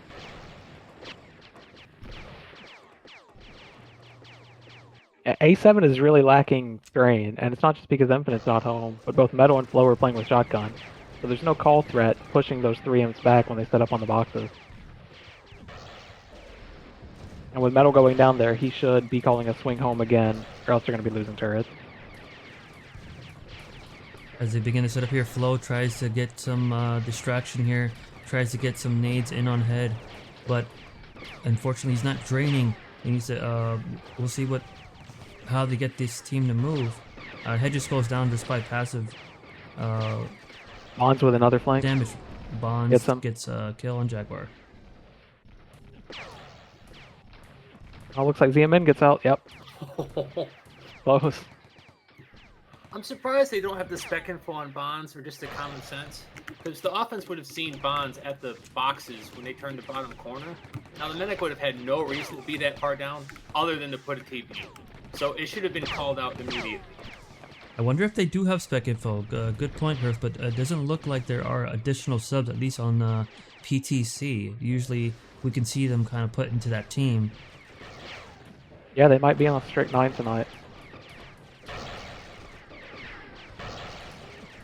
Head's trying to position where that box gives him some protection, and I can appreciate that, but I keep saying this over and over. I really prefer to go for the back MG here. The RT has the protection of the wall where the NG can sit under it. If he goes back MG, they expose a lot more on that defense.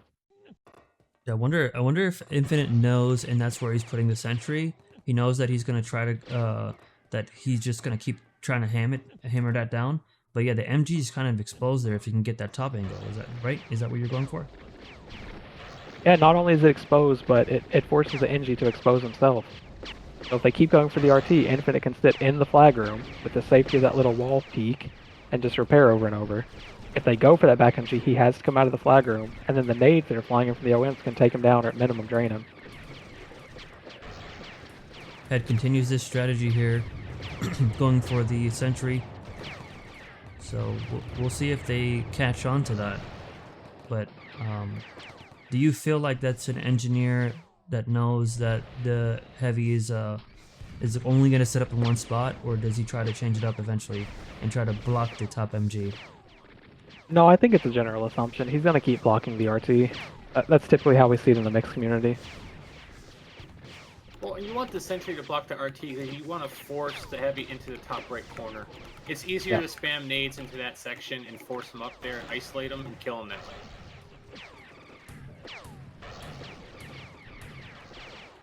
Now there's ZMN throwing some really good grenades. I talked about those when this game started. You want your grenades rolling on the bottom wall, because one, it's hiding them, and two, if they rep them, it can hit that lip and rep back into the defense anyways. Infinite got haywired by one of ZMN's haywires there, and that results in the RT going down. It's interesting. I wonder if the infantries can catch on to where this rocket is taking a lot of damage and gets some splash damage on Infinite, because he's kind of sitting there by the flag room, and wonder if they can get a kill on him on one of these pushes. It looks like they're pretty again, deep here. There's just not enough drain coming out of this defense at A7. It's 2 shotgun imps and an NG that can't get in combat because he's stuck healing the whole time. I did kind of mention that earlier. They were kind of throwing some nades instead of draining. I wonder if that's affecting their play, but they should get some more drain here. Well, the lack of a CAW DM is really hurting them.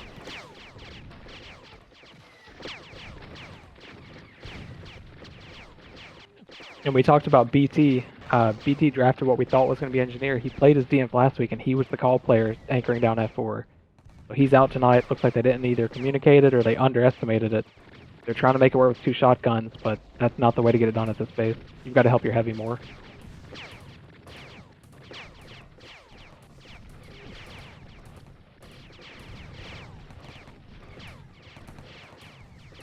The class change did occur a couple minutes ago. We didn't touch on it, but Jay, who I believe is Mecha from Skirmish, has changed over from Foot JT to Heavy.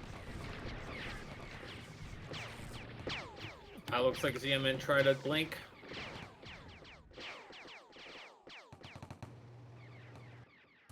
Typically those engineer TV blinks more effective on defense. Not sure what he was trying to do there. Maybe just kind of get them distracted, keep them on their toes. Sometimes the best use of the engineer on the offense than blink. You just want a haywire to heavy. It basically gives you guys a free push right up to the boxes.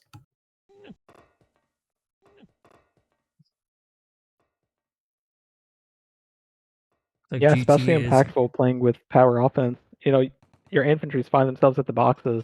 You don't want to see them sniping RGs onto an RT. The damage isn't worth it. You either want them cluster damaging the turrets with frags or moving the heavy with explosives. And again, look at the imps taking the boxes. They're all at full energy. There's no EB, there's no call. So they're very healthy coming up here, still have their energizers. I just want to see the grenades get lower. Roman, just throw a decent one. You want it to land under the RT so it splashes those MGs as well. A Nos versus Flo battle here. Shout out to Flo, who is infantry's MC, at least for the time being. He's has a couple good tracks out there. We end up seeing the switch from head off heavy back to JT. Don't like seeing it this time either. They keep getting the turrets down running power offense. I wish they would just stick with it. I'm surprised there's no infiltrator so far with all the pressure that they've been doing here at A7. Yeah, that's a recurring theme in all 3 games, right? So we've seen big swings not get countered by an infil, and then turrets going down in part of it.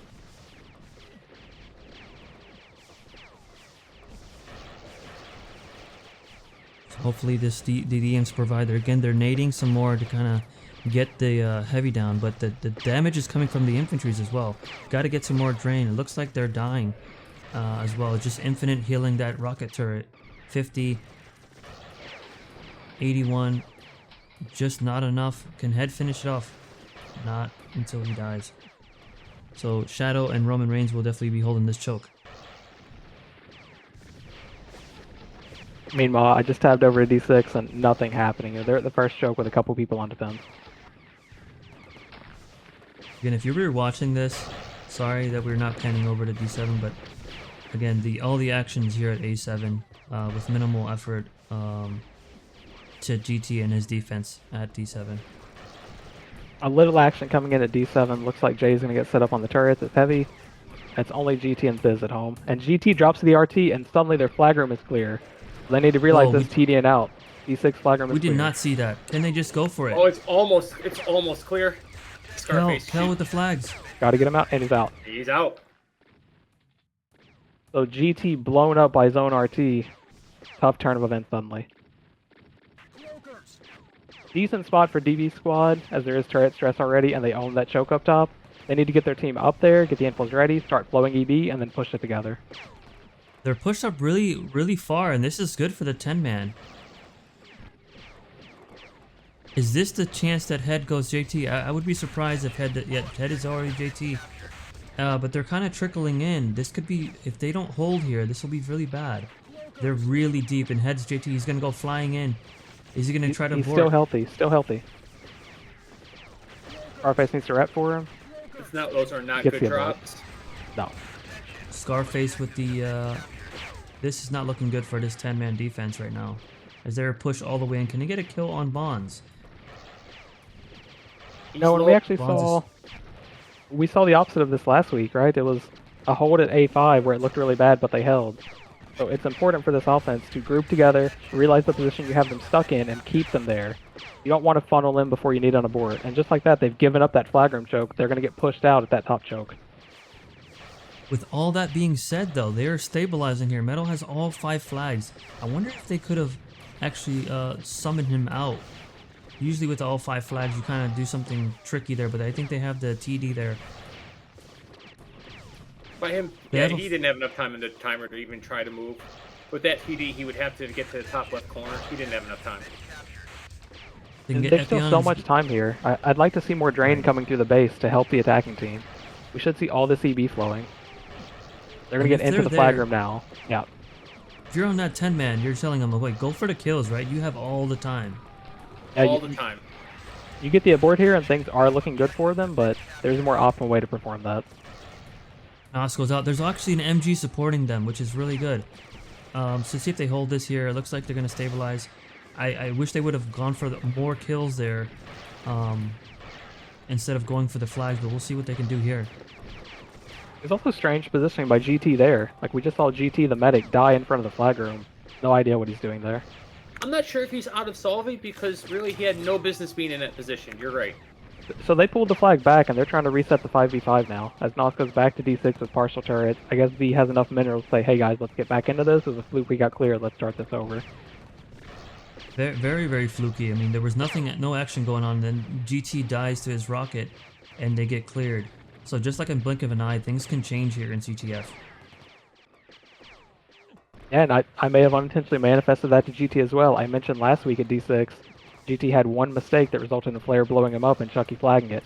He almost saw another loss caused by it this week. He was too tight to the wall, with an offense peeling that RT into him.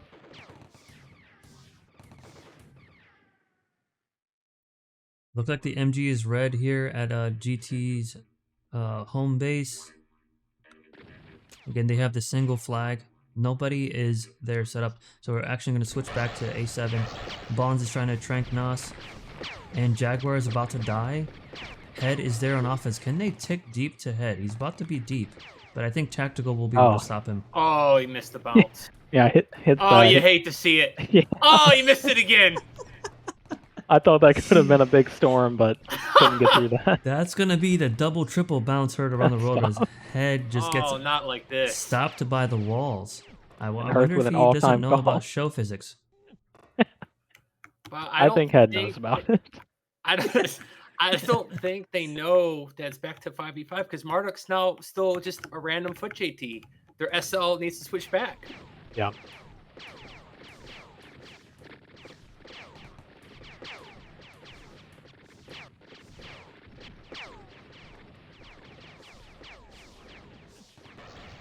It is Ghost Farm is unfortunate that actually they... deep in D6 right now. GT did find him, so he's going to clean him up. No threat there.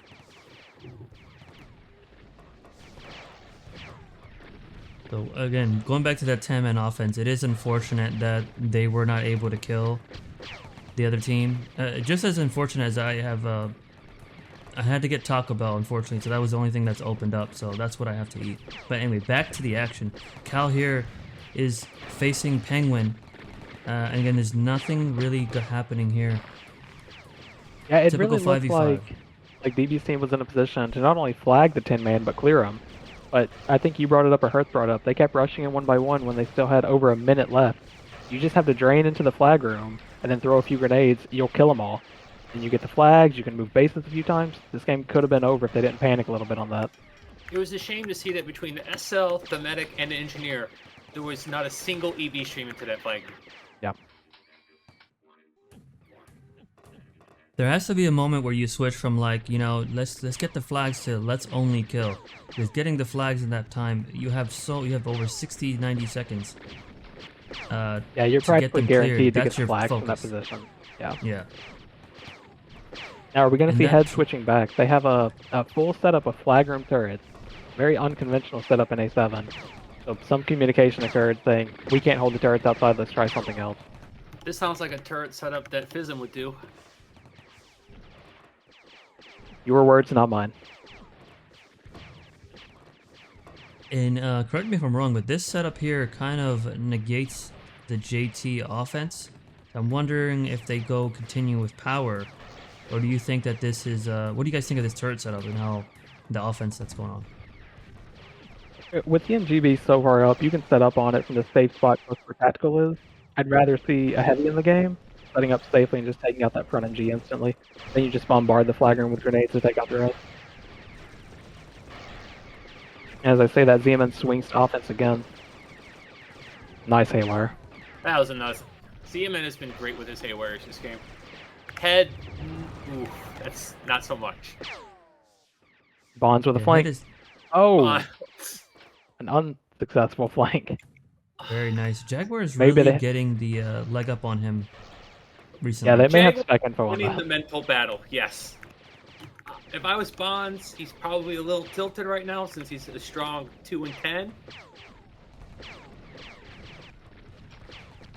Yeah, if you would have told me that Bonds versus Jaguar, I think Bonds would have had the edge, but this has not been the match here with Jaguar This rocking is the minus not banner. the Bonds I thought we'd see today. You are correct. D6 is a little bit set up where Jay is set up on the turrets now applying pressure into the flag room. I think they had swung one of their DMs, so they're being punished a little bit for it. RT's red. Z-Man's gonna be able to save it though. I'm not sure what head is. Head is really struggling here on the JT, in my opinion. I'm not sure. I thought that the heavy offense was working a lot better, but we'll see if they keep this up. Yeah, I mean, they were winning almost every repetition with the heavy offense. I don't know why they've switched off it at this point. Metal goes down with a nade. Yeah, these D infantries are really having a hard time with the battles, the fighting against this Yeah. offense. I think we said it enough times, so Head has gone back to heavy. He should be looking for the angle at the top of the base, and he is. He's looking down for it, and like I said, it's a pretty safe angle he can take where the Imps can't pressure him, and that's a free MG. Pretty clear path, especially since the sentry's not Yep. blocking MG. MG and sentry go down.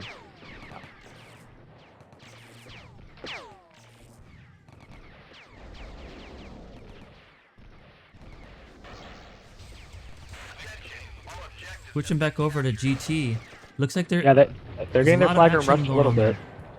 The And by momentum's rushing the flag definitely on room, their they're side. creating that space. Yeah, so Mecha's taking out turrets on that rush.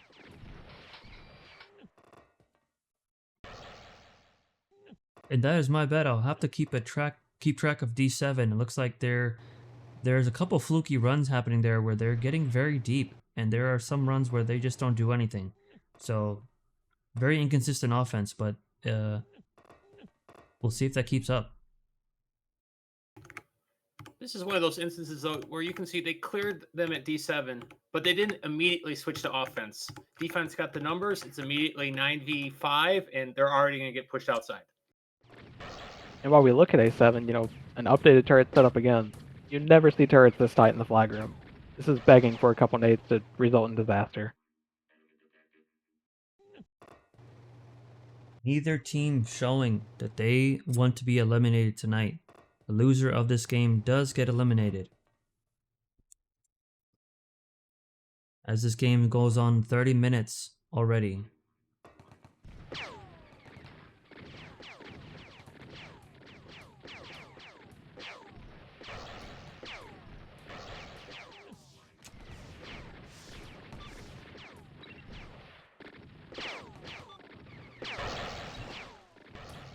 Again, no threat at GT. GT's defense. Action back at A7. It looks like things have kind of slowed down here after a crazy first 15-20 minutes. Yeah, DB's team hasn't quite figured out how to attack that flag room setup.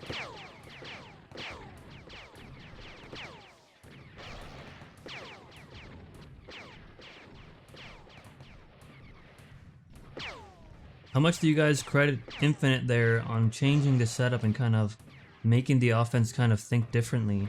Especially where Head was setting up. He was never setting up at the top of the base, and now he's trying to go up there, and maybe he's just dying from the splash damage. I don't think Infinite's setup was by choice. It was more out of necessity.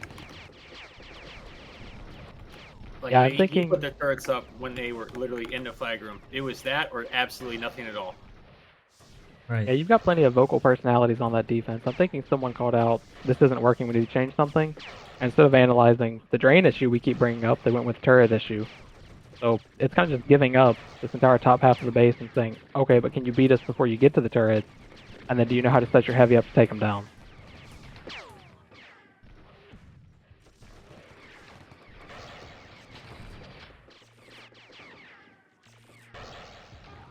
Bonds is trying to attack Jaguar, and Jaguar gets away, shifting back over to D7. Jay, Kel, and Ghost Bomber are pushing in. Marta providing the EB drain. That's really good to see if they can push Shadow and Scarface out of that area to give Jay some advantage here on getting damage onto the rocket turrets.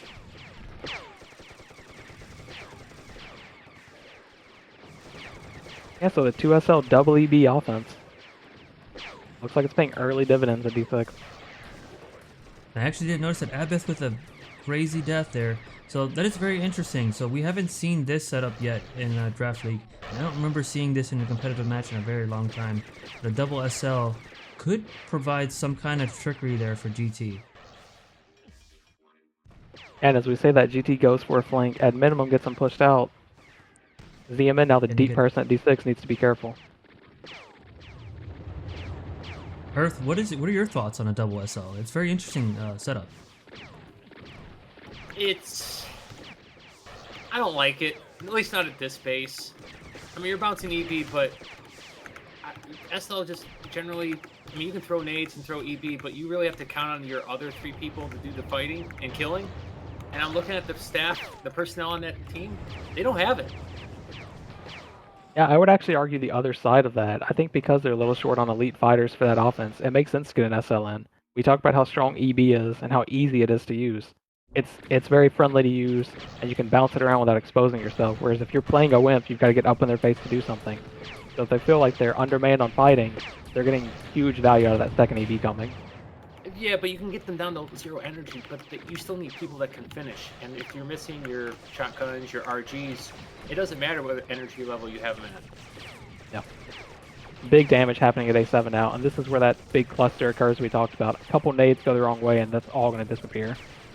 And if I'm them, I'm telling them to hold this as much as possible.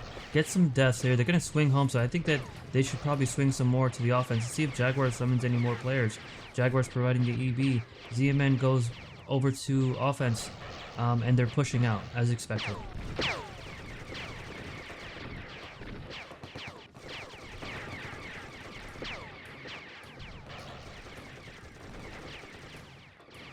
And D6 totally idle, no attackers there.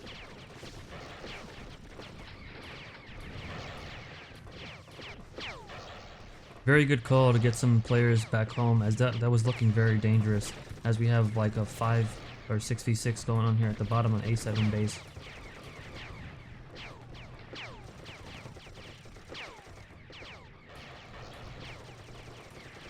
I think one of the recurring issues we're seeing at A7 too is the EB coming out of the SL, so Jaguar in this case. He's playing so far back that you can't find it. And cut away from that really quick as Eamon just blinked deep in the base. So you've got all these attackers flooding the flag room. This should be a TD and out Oh! call. Good Deep haywire, blink. so the turrets are disrupted. I think Shadow's P6, so that Plasma's actually working, and he's not going to get out with that.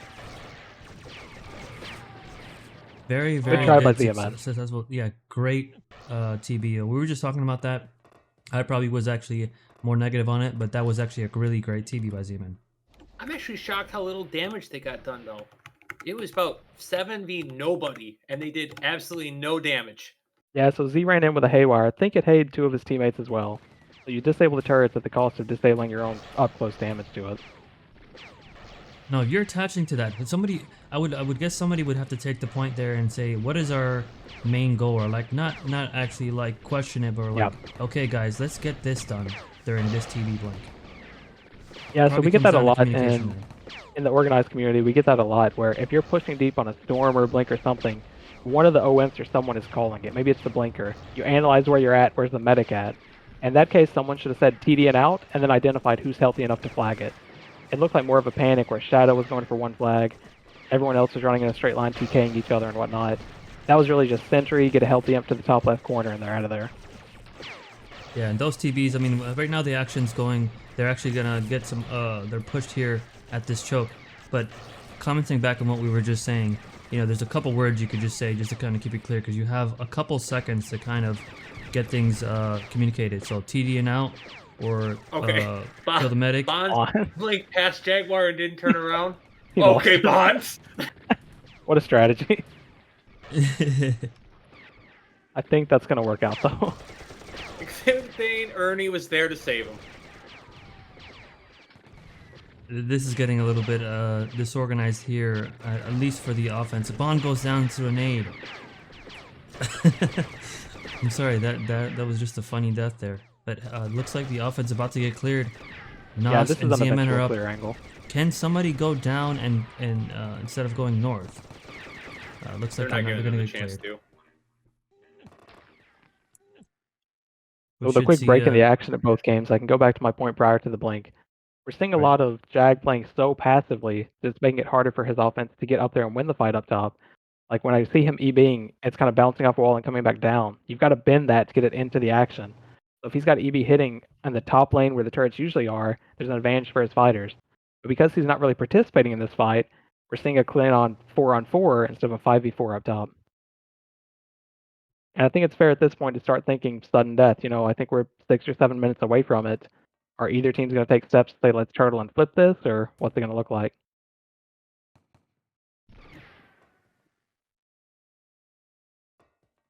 You are right, there is 7 minutes away from sudden death, and that is the disadvantage to the playstyle that Jaguar is playing, is that he's been getting the best of Bonds, but and during the moments when they're pushed deep, you really need to SO up there. Not only for the summoning, but also for the EB drain. So his Yeah, playstyle... and we've seen some instances where Bonds actually dies, which it's not a big deal when he dies in the flag room, but apparently no one's calling that to Jag, because as soon as you know the medic's lost his beacon, that SL should be standing up there where Head is right now, because there's no threat of a flank. Get that aggressive EB going. And this is the exact same spot I'm talking about. They're fighting right now with the SL not contributing to it.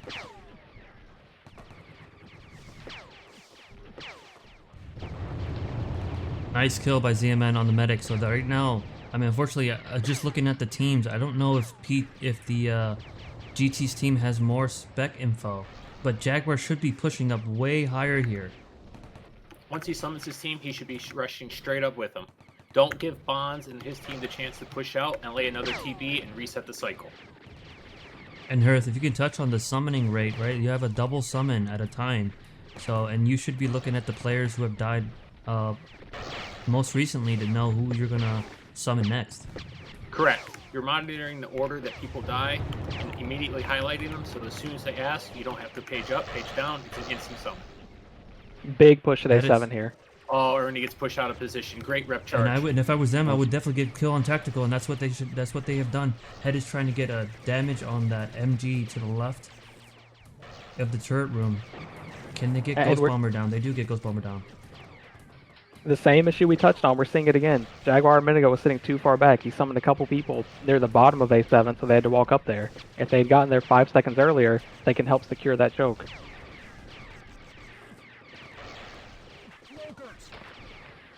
Let's see if Shadow, ZMN, Thiz can hold this choke, because this is very imperative that they get this momentum continuing here. Near as Infinite simultaneous is info building subs more. on both teams. So GB's in his info and then Scarface on the other side. With the infiltrators in, I can see how this could go to sudden death because of the repulsion of the infiltrators and how it would negate the momentum. So I'm wondering if they're also getting prepared here for sudden death. What do you guys think? Yeah, I think it's a 2-for-1. I think it's good to have infos in this spot as we see Scarface gonna turn this corner and he should be able to buy some time for his team.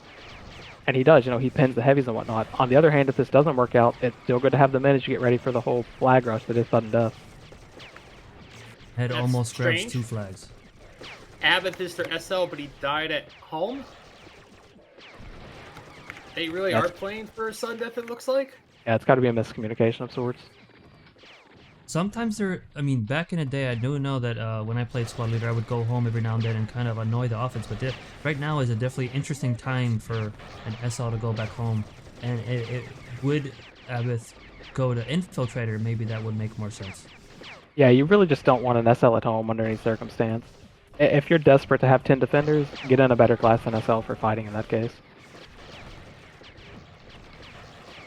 Double death, Abbott and Metal go down.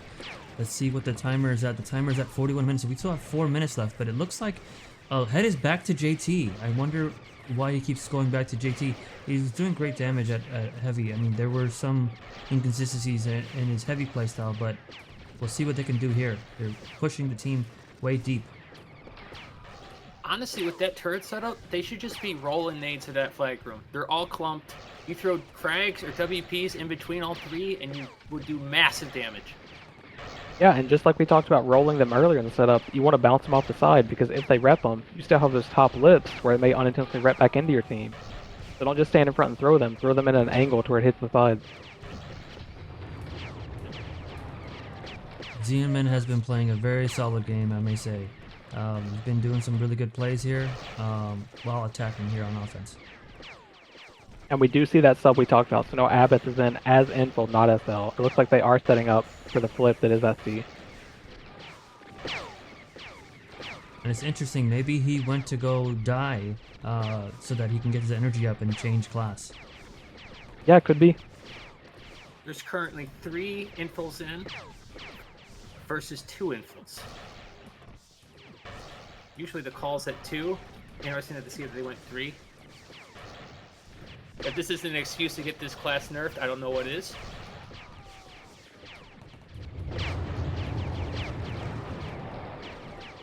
Ed tries to go into the flag room, doesn't make much leeway there, or much advancement.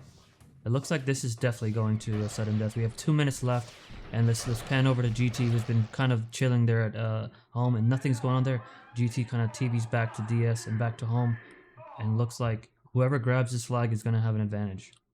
Oh, ZMN with another deep blink. ZMN, pillar game. Let's see if they can... I wonder what their strategy here is to blink deep. Are they going for their flags, or are they going for fighting? And definitely going for flags at this point. There's no point doing damage when SD's just around the corner.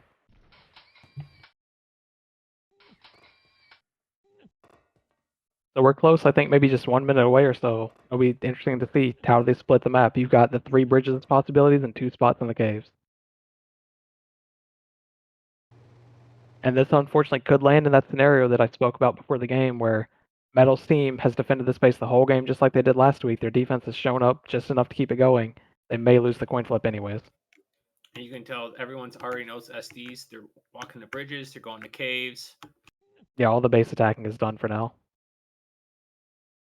We have the screen flipped over for the chat so we can look at the sudden death, and then we'll go back to full screen as teams are kind of going through all the flag locations to try to get the single flag in sudden death. The team that grabs that flag is going to have the advantage as their home bases are probably empty and kind of just all flagging right now. So everybody scatters around the map to try to find his flag. And it's important communication too for the team that doesn't get the flag. You've got to be ready to get to the base. So hopefully they've realized this and they're not wasting 20 seconds like we've seen before just walking there. They should have someone pinned there. And Thiz gets it right away. So it is Bond's team again. It's unlucky on the flip, and now they have to go on offense to keep their tournament hopes alive. All right, let's switch over to full screen view as Thiz grabs a single flag as mentioned by Angelus. And I wonder if they start to push outside. Let's see if Roman Reigns and everybody start to get the call, hey, everybody go outside because we have the advantage. Yeah, and they're just late So- getting there again. I talked about it right before it started. We're now 60 seconds left, and they're just now getting outside. They should have had someone pinned outside in case they didn't get it. Have someone at E2 not coming all the way over the bridge. It doesn't seem like teams know the specific strategies here in sudden death, right? There are a couple things you could account for. And his 10-man offense is definitely looking a little bit weak right now. As Abith SL goes down, I wonder if he's actually their primary SL. This is looking very chaotic right now, as I think ZMN's team it's a disaster. is favored. Yeah, the defending team will hold this unless there's some fluke lack of ES. And unfortunately, Tactical and Bonds, who played a pretty strong tournament, are going to be eliminated, having never lost a base. This is going to be a very disappointing ending to a otherwise very entertaining match. But the last 5 or 6 minutes, the strategy did change because of sudden death.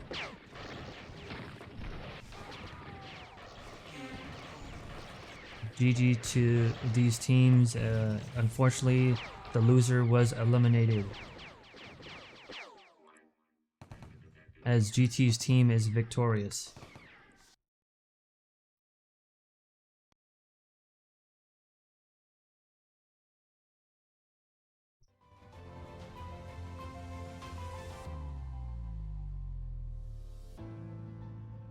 Yeah, and that leaves us with DB squad advancing to face off against Posty and Solve. I don't know how much of a delay they have between now and the next game, but that'll be the last game of the night.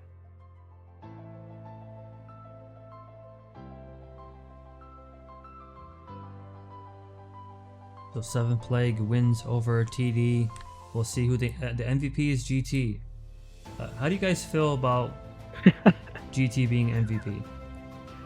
I think that's more of a troll MVP, Yeah. considering that, let's see, he got himself self-cleared at D7, and in the rest of the game, he basically saw no action. Yeah, I think it's easy for enough people to say that ZMN should have been the MVP on the winning team. Without a doubt. He had successful swings, good tempo of the game, good feel for it. Wasn't really losing his base often aside from that fluke clear. And when he was swinging, he was making the right mechanical plays with the choke. If they kept taking down the turrets because of his haywires, because of his pressure on Infinite, I would have liked to see it go to ZMN in that case. Yeah, very interesting. Zeman played a very good game at Engineer, and I actually would have had him as my MVP. And typically you don't have an Engineer be an MVP, but I think his playstyle really helped him, and his support on offense. Yeah, it was good comms from that team to realize they weren't under threat most of the game and keep that swing up. So that's 3 games we've seen in a row tonight where a team is getting on the offensive early and they're able to stay on it the entire game.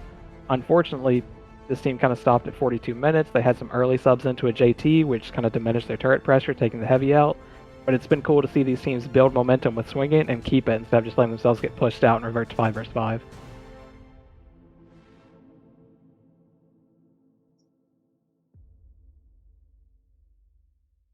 Going back to our teams right now, as we discussed earlier, 7th Plague is going to go against Care Bear Countdown. Is that correct? Or is it... No, it should be Somebody else. 7th Plague against Coming From Behind. Care Bear Countdown should already be positioned in the lower bracket finals Correct. for next week. We should see Posty versus DB.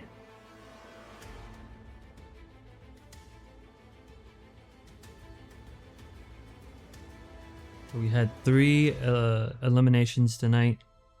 3rd one coming up right now. How do you guys feel about the teams that have been eliminated? Is there any surprises so far?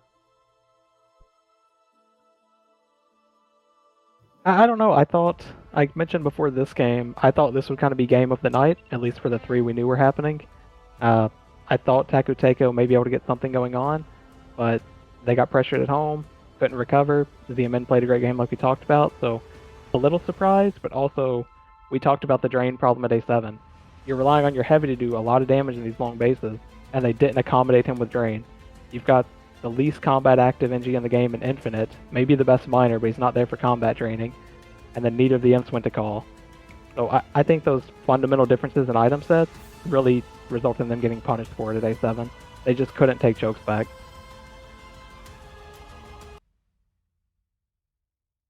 We'll see what kind of lineups they show here as the final match of the night is going to eventually start. We have the arena set up. Referees are getting everything underway. Again, appreciate ZMN and the whole league and staff. Of course, the commentators were able to, as well, that are able to assist me tonight. This has been a really entertaining league so far. Sudden Death has really been controversial, but we'll see what happens with the next iteration of Sudden Death. How do you guys feel like that Sudden Death affected that last match?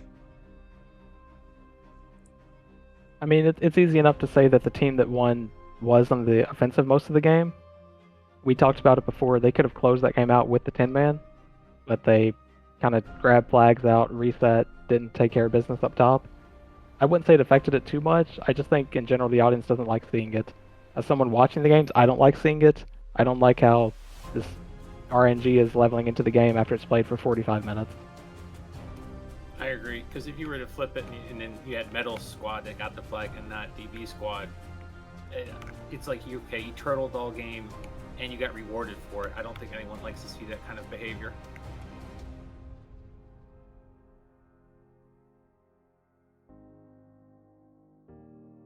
Mister says in chat, can we start? Boog has court tomorrow. Sorry, Boog. Are there any questions right now in spectator chat that you guys like want answered right now before this last match starts?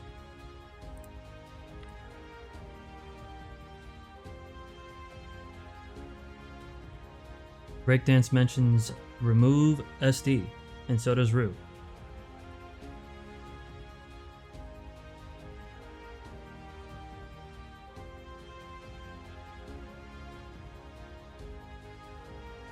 Jay says, did Nas solidify a Cave Beast award after that performance? You guys know anything about a Cave Beast award? Never heard of it. No idea. I will say I'm about to turn into a Cave Beast. I haven't been able to eat my Taco Bell. So again, my other comment about Taco Bell. Eventually, I'm hoping this match ends in about 10 minutes so I don't pass out.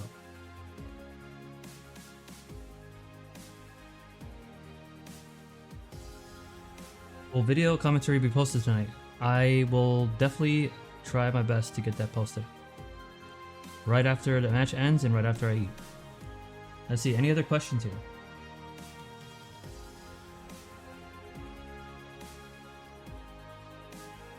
Dilatory mentions that he wants to sleep to Angelus and Herthbull's voice tonight.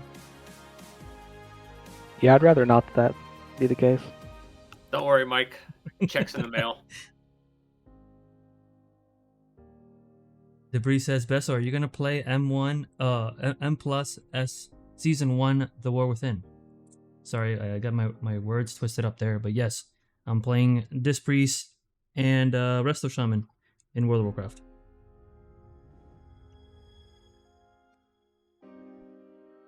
Jay, what is your talk about order? Yeah, go ahead. Okay. Yeah, what is your talk about order? Mine is always the Crunchwrap Supreme. That's my go-to. Angelus, you want to touch up on that question? No, not so much. Just wanted to make sure it got attention. That's one of the best questions we've had all night. Which one? The Taco Bell one. Oh. I'm a 3 soft taco supreme kind of guy myself. Earth gets it with extra sour cream on the outside too, so it's all gooey when he grabs it. There's something wrong with this guy. I'm not judging. I'm just letting people know.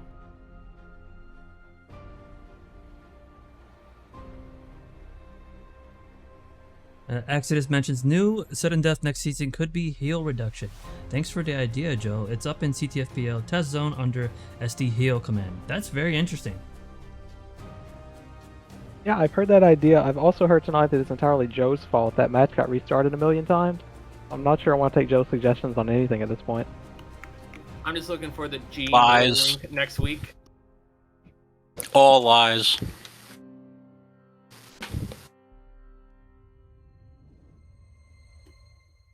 Okay, Okay, I'm with Bale. Like, I'm not sure whether the crunchy taco is better than the soft taco, but cinnamon twists are definitely a winner.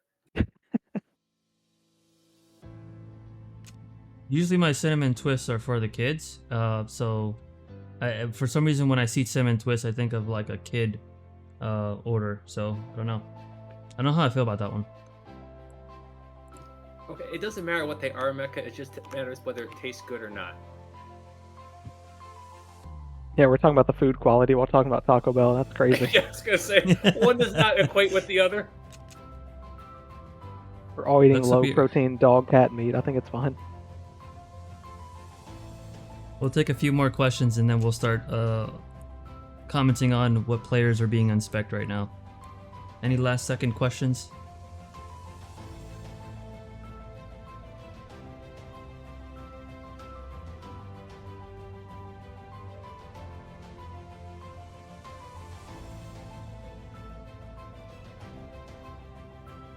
Looks like the referees are getting stuff under order here. We have ruler, soup, and planner as referees.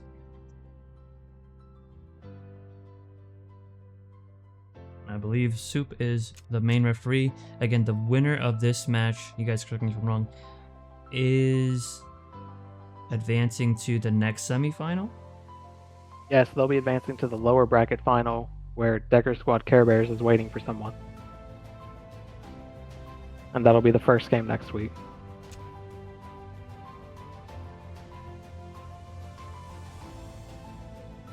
The last elimination of the night is coming here in this match with what has been a great CTFDL tournament thus far.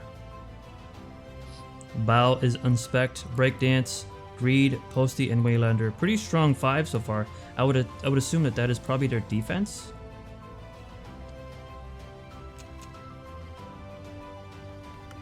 Looks like their star player, Conniver, is not here tonight. That's a shame. Yeah, I know a lot of people were looking forward to seeing where they would slot Conniver in to make sure everyone gets equal play time.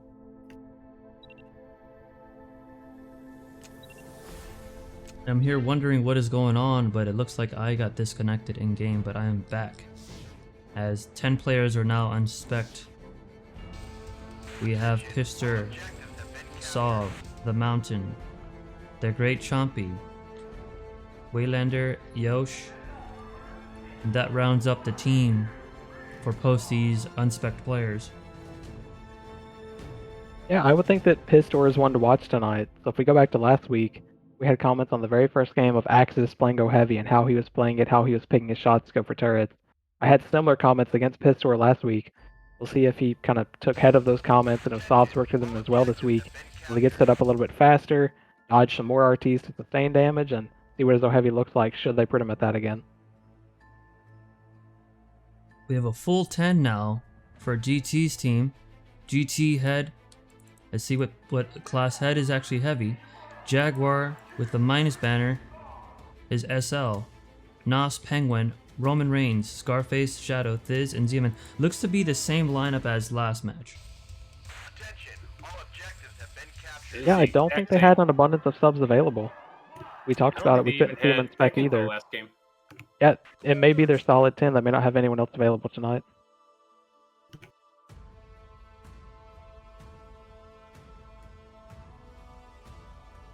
I will say that if Head's playing offense, I don't love starting the game as heavy. I'd rather start as JT for that flagging advantage.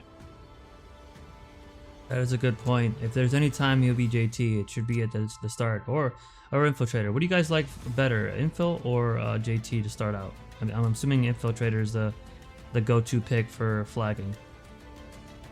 I do prefer Infil. You can sometimes catch people on a flight back, and if you catch up to them as Infil, you can outplay them with the rep. Whereas with JT, you're just racing people. So the cloaking, the rep control, even if you get stormed early and you have an Infil already in, you bring that Infil back home and he can give you that 5-second window of repping. So I think Infil's got huge value at the beginning of these games.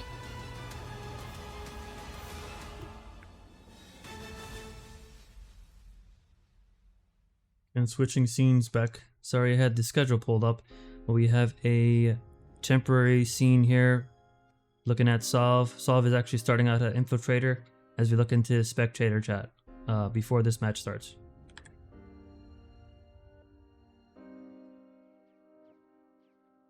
Yeah, we do have a 2-minute timer at the top. Not sure if that's the restart timer to go, or are we going a little before or after that, but we should be underway here soon. Maybe we should ask Joe, since he's familiar with timers. Oh, Joe? I had nothing to do with the timer. Blame Kev. So Joe confirms he doesn't know anything about timers, and he's really sorry about that mistake earlier. Thanks, Joe. He apologizes to the community. He'll also be paying for the appeal submission to Gene's territory, special guest referee.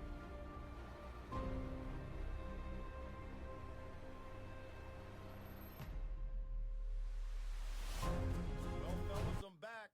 A year later. Hey, at A least few nobody ever seasons ago, petitioned to my remove guy me. called me to rule on what to do about Brian, a.k.a. Bax.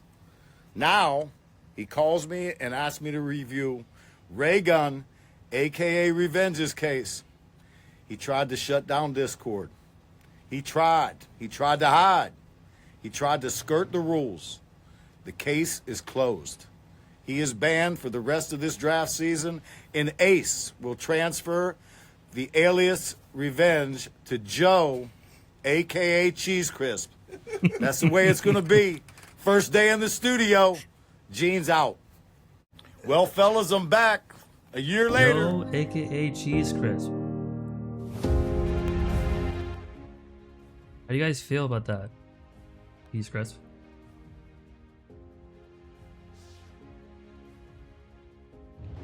He's too ashamed to speak on it. Leave him be. I wonder why the volume is so low when I do that. Because on my end, it looks like it's full volume, but we'll have to see.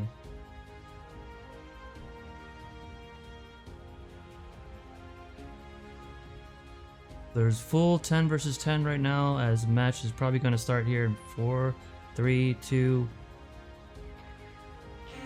and this might be a go. We'll see if we actually get a real start here. Nope, this is not, as players are getting checked here by the referee.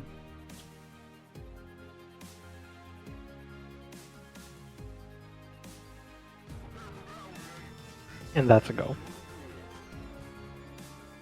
Are we sure that this is actually a go? For now, it's a go. Until Joe restarts it. I'm hoping the arena message of go means it's actually on. I'm hoping so too, but we might see a random restart. And the player, it looks like Revenge is on. Just a comment, Head did switch back to JT for the game start, so good to see that. Alright, Nas picks up a flag, Shadow picks up a flag, as the flags are 2 versus 2 right now. Pister picks up a flag, and the Great Chompy. Any comments on Chompy, guys? He's kind of like the crowd favorite right now for the underdog, for new guy of the I'm not sure the about a crowd favorite, but he certainly has one fan that's present with us today. He's certainly Commentary's favorite, Big Chomp. Just a quick add to the game, it's evident that DB's team does not have spec and 4 extra players. They went to the wrong base. So Head flew to A7, Jaguar attached. They're missing, 30 to 45 seconds of getting started here because they flew to an empty base. Meanwhile, Post's team is setting up defense at A5, not A7.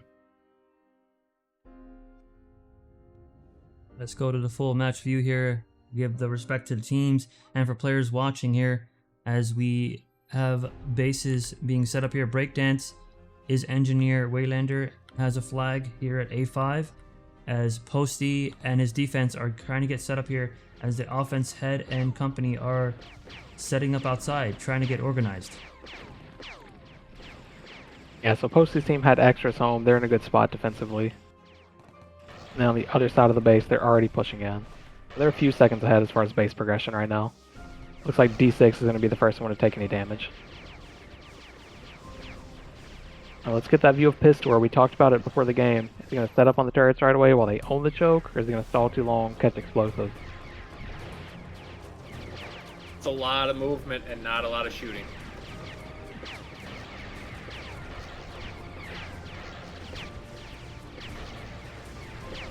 Yeah, it's not the start that we wanted to see, certainly. Would have rather he take out that sentry right away to open it up. Same advice we gave to Axelus last week.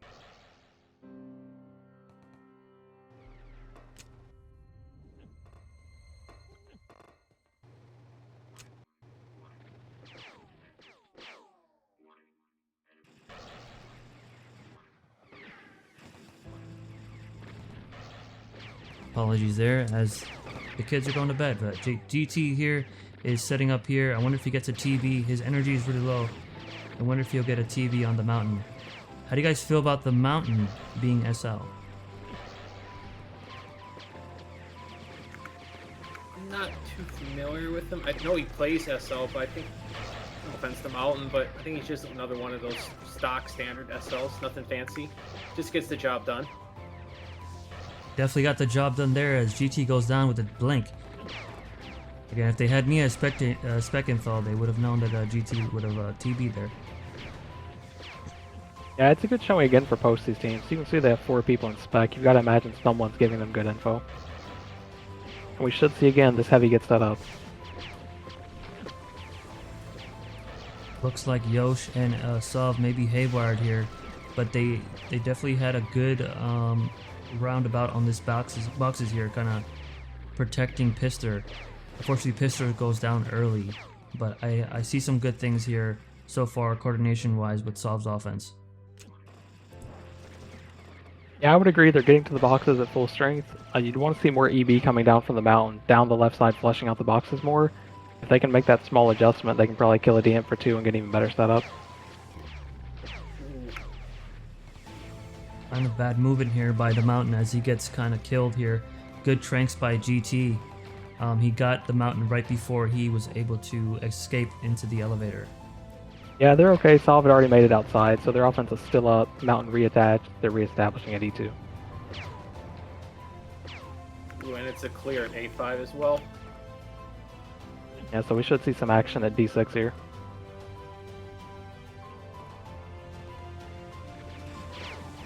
I'm assuming ZMN's got some Sov is big going to mines on the request a bottom of the swing. space. Yeah, both teams are. Huge haywire, hits 5 people. Huge haywire.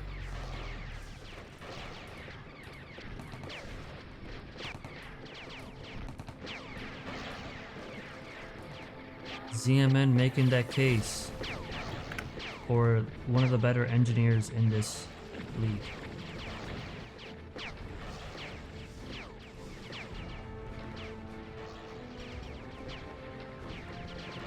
Shadow is dueling Waylander as the fight at D6 is happening at the top of the base. Sov is tranked. Can they get a kill on Sov? I think they will. Yeah, it's one of those situations where even if you don't kill him right away, there's no recovering on offense. You don't have a medic there. Just to do half his damage and take up his utility items like energizers, it's a big win anyways. And with that, we do have Head switching back to that power offense at A5. So the JT's out. The heavy that we enjoyed watching last game is back in. We'll see if he can get set up somewhere.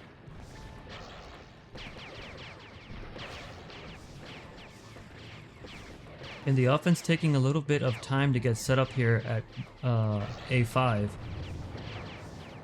Looks like Posty is now flanking Jaguar, and I think they will get the kill on Jaguar and Head. Yep. Cannot Posty make it needs out. to Looks play like that Nos is passively. the safest. Yeah, he gets kind of boosted out, so he's going to get pushed way out. And this is a spot where you'd like to see one of the DMs go to the offense. They have such a window here of people attaching and whatnot. You can afford to spend, 15 seconds attacking D6. That's a great point. Taking advantage of the time, and especially the positioning that's given to you. When that offense is kind of reeling and they've pushed out, that's a great time to swing. Yeah, it feels great when you push them out to the streets, but you're really not accomplishing anything. You might as well just swing the offense and actually do some real work. And you take an aggressive swing. You don't try to stay alive when you get there. You run in there, have someone essentially kamikaze in, rep for you, get some damage off, and then they're going to reset and go home. Let's see if they actually get set up here quicker on offense here at A5. Looks like Nos goes down. He had a low HP, but this offense is not having a good time right now with Waylander Ball, and it appears Greed as the de-inventories.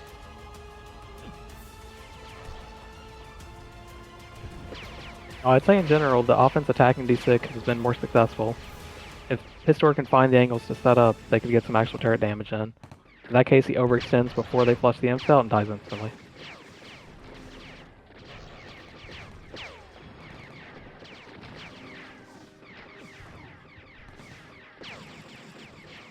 Now we're seeing the same issues we saw from Jaguar last game. He's playing so far back, not playing with his team. If you look at A5 really quick, he's setting grape shot mines out of fear or something. They need the EB to fight these boxes. They're fighting full energy imps with no EB support at A5 and getting nothing done. I will say there's some pretty good chemistry going on here, at least with player familiarity. Sov, Yosh, and Pister all have been on the same USL team quite a few times. So as long as they can execute, I see some pretty good things here as far as knowing each other's playstyles, even though they're in different leagues. And again, you see this team pushed all the way out. If they're sure Jaguar doesn't have a beacon, I'd like to see one of these DMs swing over to offense now. We talked about old CTFDL, and Albert's squad Newfie did that a lot. They had one of the strongest defenses the league had seen, and they could swing their players like Wolven or Polaris over as needed because they pushed so hard.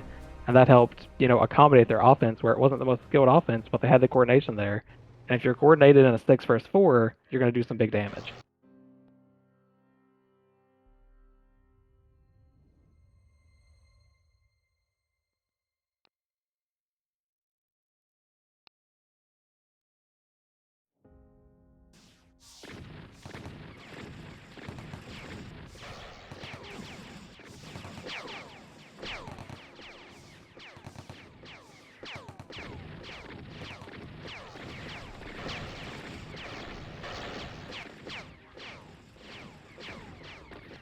Oh, CMN with another good haywire.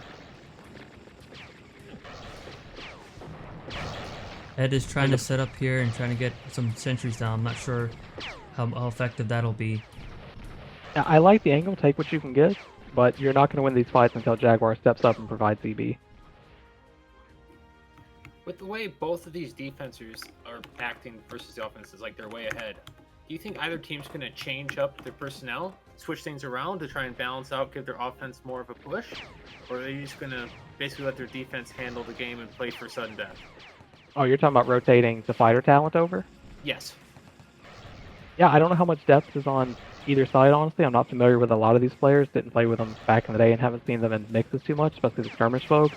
I like the idea of it, though, to try something else. Say, hey, we're really doing well at A5. We can definitely afford to give you one of our veterans over to offense if needed. So, for example, you could see something like Yosh go play call-ins on defense and some other more experienced imps play offense. Looks like Head's AC is slightly off. I wonder if he's purposely going for that second sentry, but the offense isn't really doing much turret damage so far at A5. Yeah, I think so far both offenses are having the same struggle, and it's a lot predicated on the SL. There's not enough focus on what an SL brings to an offense other than summoning. When you have an SL that plays aggressively and comes down with you, like Herthbull used to when he played SL, or Kev when he plays SL, mix them I've seen play SL aggressively. It makes it so much easier for these imps to find picks and then get in your turret damaging position. Looks like Bell gets summoned home. Wonder if he was on offense. Well, but we'll be able to switch over to D7 here in a moment. Let's see, Jaguar versus Breakdance here up top at A5. Breakdance goes down. Let's switch over to Pister and company in offense. Sov kills Shadow, and they both kill each other, and there is no action here at D7. They do somehow manage to get some turret damage, so maybe we'll stay here at D7 as there's more turret damage happening here. Scarface is... Breakdance is 150 toxin a drop ship, and whereas ZMN has none. Granted, ZMN's been basically playing at D7 all game. Now the Right mountain inside coming Herth. down the right side, and look at the EB he's providing around the boxes at D6. So those DMs are now drained. If they get hit by an explosive, you're going to see them blow up. This, for example, drops, and the only person that drained him was the SL. And that's the difference in having someone that's just summoning versus someone contributing to the fight. Looks like the mountain is pushed up pretty deep. Was providing the EB drain. I wonder if GT has a TV linked on him. No, he doesn't. But it was good to see the mountain pushed up that far, and I'm sure that's Sov telling him to do that. But he went on the right side, which is always dangerous, especially versus the medic that TBs. When you're on the right side and the medic blinks on you, now you're trapped, and you have no way between you and the elevator. So Yep. It's always dangerous to play that side. Unless your offense doesn't open the door, there's no reason to be there. Yeah, and I saw that That's- when they pushed last time. No one opened the door. They all stayed right. I totally agree with those comments. As SL in this base, you can stay in the middle of the base and get your EB all over the place. So you don't need to expose yourself going right side. You can flow it from the middle. That's a great point, and also the TD, right, that you provide going down the middle if there's any summoning that needs to happen from GT. But you have a clearer path, and it's all about the angles and positioning sometimes here when you play CTF.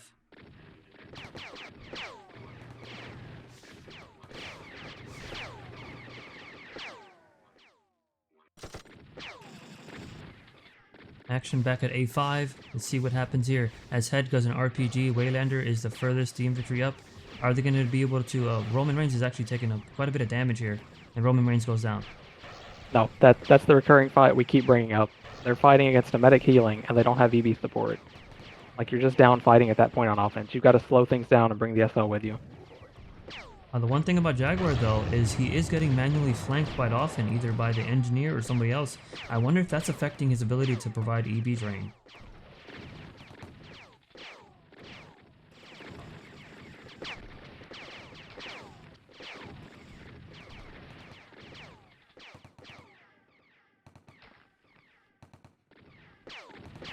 Breakdance kind of showing his experience there as engineer, trying to keep the SL playing passive, the less EB drain that he can provide for his offense. Posty's pushing the street as medic. Let's go back to the other base and see how they're doing.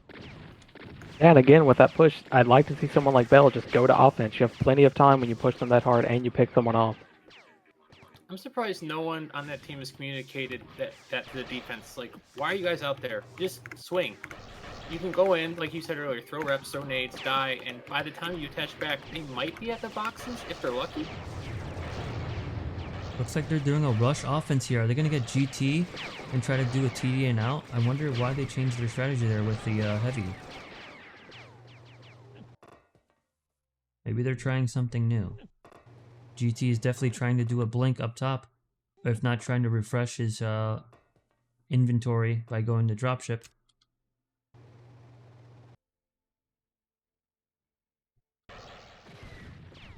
See if there's Yeah, and now actually it's actually the other team that swung. Yeah, there's an extra fighter at A5 now. They got pushed way out. They brought the extra over. Yeah, Okay, they're doing Posty exactly just what you died. had said. If someone communicates that, Jaguar should be playing way up. Instead, he's laying mines for a TV flank that's not coming.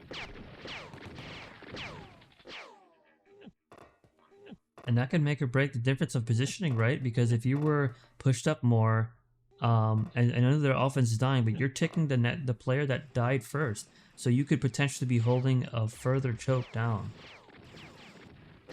Yeah, the Versus further starting back all the way in the plays SL, when you're off, like, look how much space you basically just handed back to the defense for free because you're playing that far back. You gave them their whole Exactly. base back.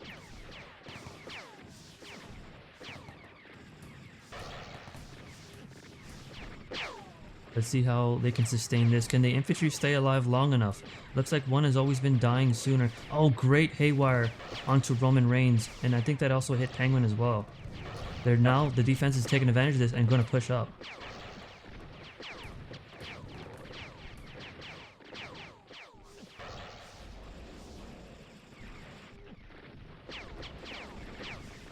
And during competitive play, you kind of live for these moments, right? The offense is just kind of making it easier on the defense. And that could come with either experience or communication, but it's not looking very good for the offense here at A5. It's just pushed so far out. If they're sure from spec info Jag doesn't have a blink, these imps have got to start swinging.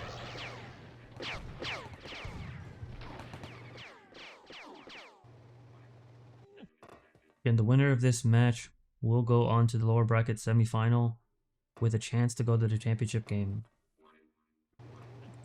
And the loser, unfortunately, will be eliminated. Sov and Yosh are now going against Thiz. A great SG drain. They're going to open that door here. Who opens the door? Yosh and Sov don't open the door. Very, very interesting considering the experience that they have.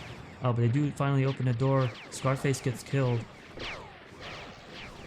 And now they can try to... looks like Breakdance is actually on offense as well.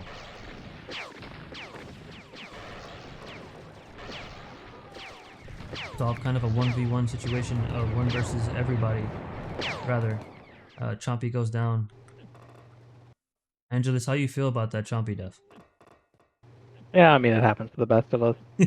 I'm I'm still so frustrated at this point that Jaguar's not participating when they get to boxes. He keeps backing up to set mines on beacons that do or don't exist. It's just really hampering this team's progress at A5. It looks like Sov just needs that one extra player to help him push or be a little bit aggressive. Let's see if they can get that door open. Chompy, nobody gets the door open. Does this SL at least get the door open? No. But it looks like they're trying to set up here Pister versus the Sentry. Can they move these infantries out to the bottom of the boxes? Again, it's another case of look at the SL. There's no EV flowing down to force them out from that box area. Both SLs are really costing their offenses this game. Yeah, we saw Mountain take an aggressive stance earlier. He did get cleared after that, I believe, or at least pushed out hard. And maybe that got into his head like you talked about in the previous game where, okay, I pushed hard and got flanked and cost my team. Now he's more reluctant to do it again. But you need to do it again when you're running these power offenses. Herth, can you touch a little bit on how a medic can either decide to EV drain, trank, or heal? I mean, what's the thought process going on there? And in what order? It's a lot to take in. So typically, at least the way it is currently with engineers, it's all these in such abundance now that you can deluxe freely and you'll typically still be at 150 after the engineer comes home.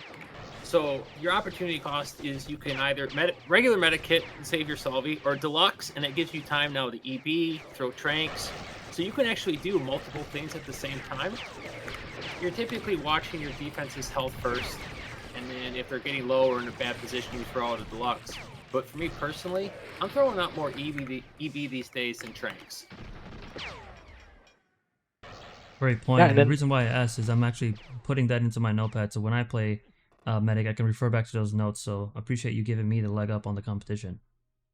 Yeah, and in the middle of the DAP, we did see some big damage at D6, so a lot of things went well there. We did see one of the DMs swing over. I believe it was Waylander that came over to help get the numbers advantage.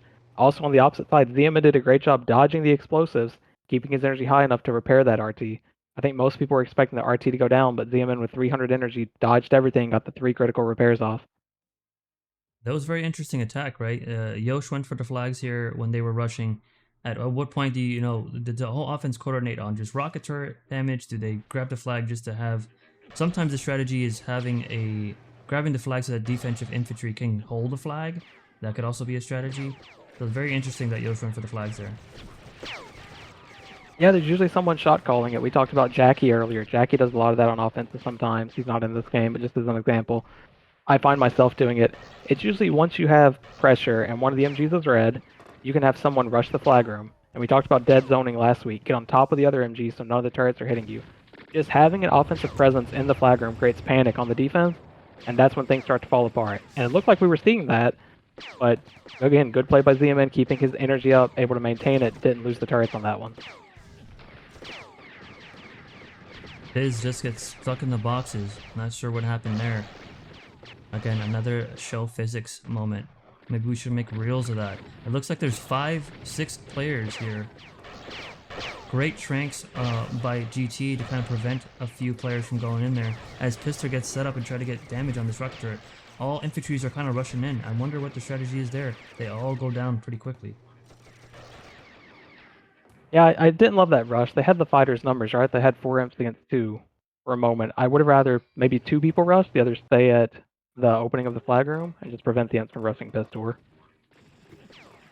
You can tell ZMN's adjusted for the offense because he's not running double sentries up front. He now has a safety sentry in the back left, so TD and out's going to be even harder to do.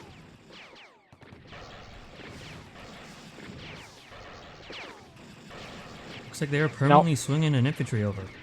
Yeah, so we've got the uneven numbers going. We've got 6 on offense at D6, and then, the other 4 left to defend at A5. And let's see if GT and company swing another infantry home. There's usually a numbers advantage. Just might as well just swing another player, but they are not swinging just yet. I wonder if this is going to cost them. ZMN is still keeping up the turrets and blocking for them, as the rocket is 105 HP. ZMN pushes out there. I don't like the push out, assuming he has stocks. They're going to take damage, and now he's not going to be there for 11 to 14 seconds. Wonder what the point was. That was definitely a weird moment there for ZMN as a dying there. And He did make it back. This is a rush point. They should be calling get in there now. You can dead This zone is the it. back MG. You don't need to sit out Medics anymore. down. I agree. They should be rushing in there. Oh, Not sure what they're doing Pistor, here. Yost not grab like the this. flags. A little bit uncoordinated there. But they were definitely a couple of players on the collective side kind of just holding there outside of the turret room when they could have went for more damage or killed somebody. That was hopefully he was out of ammo, and that would explain his movement there. But Pistor really choked. Yeah, a little late pushing in, and then Pistor with a panic moment. He missed a few on the MG, and then instead of just realigning his cursor to it and taking it down, he rushed a little, died to it. That should have been all ret gone, certainly.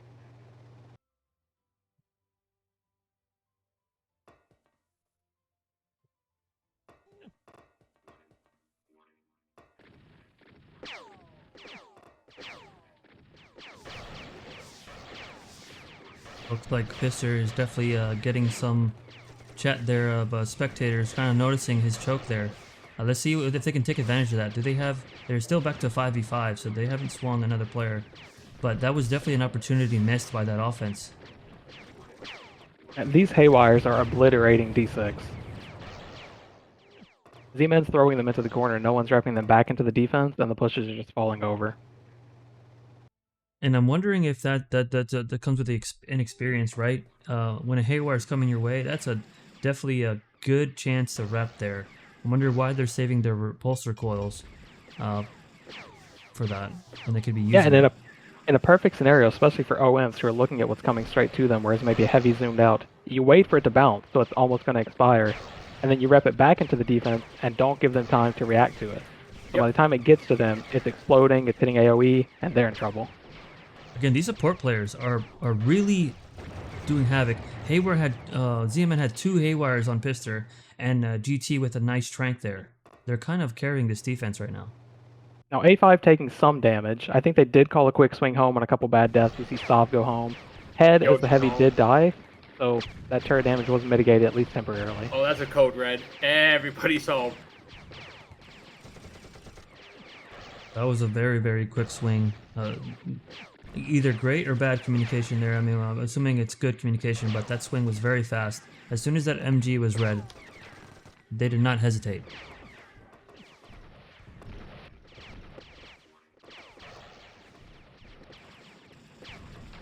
Looks like we're back to a 5v5 here. Thiz gets summoned by GT as Chompy, Yosh, Pistor, Sov try to go at it again. See how they can do here. Sov leading the way. Surprised there is no reps going. It's still the... Okay, they do get the door open. Sov going down the right side.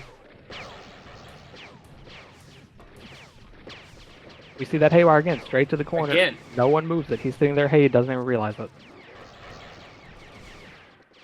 Here comes another one. It's just a lack of experience. And it's on him again. Yep. Z-Man literally just landed 3 haywires in a row, all on Pistor. And a WP ZMN grenade. Like, right, ZMN, a very experienced engineer at both the PL level and infantry. He knows that he's having a field day with these haywires.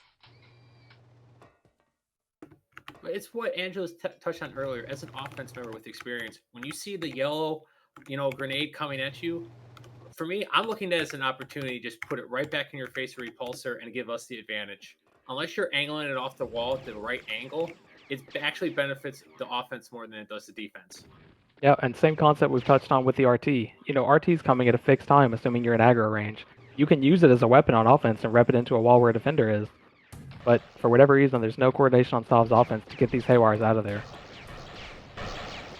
Same thing happening on the other side. These engineers breakdance with a great haywire on head. Hopefully we'll see players learn from this, but that haywire definitely has a different color grenade to it. Very surprised that these aren't being repped.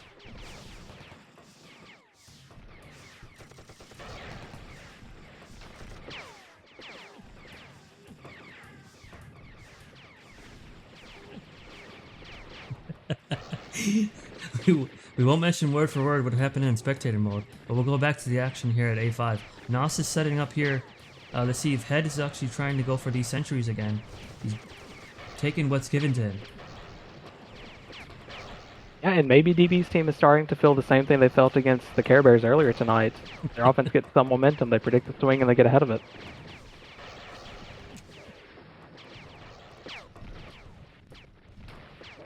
It is yellow. Here's Pister is actually at home. I think he decided he's better use here at home than on offense. I think it's likely a code red call on that team, saying we need people home now to push out. Well, they did get cleared.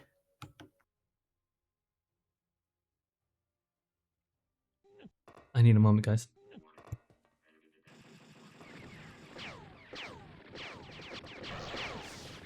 Sorry, that was good, Angelus.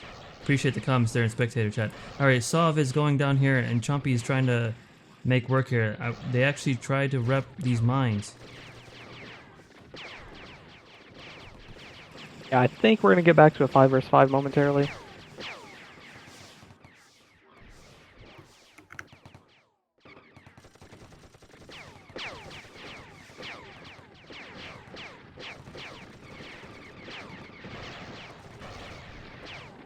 Chompy goes down.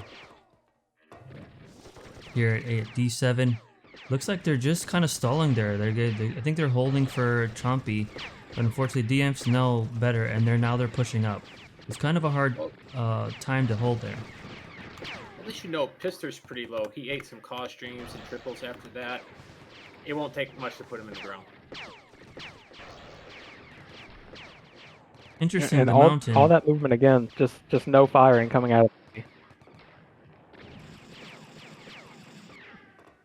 The mountain had some great EB drain on the infantry. Instead of deciding to kill him, he actually ran away. I thought he did a great job of EBing him. Just needed to go for the kill there.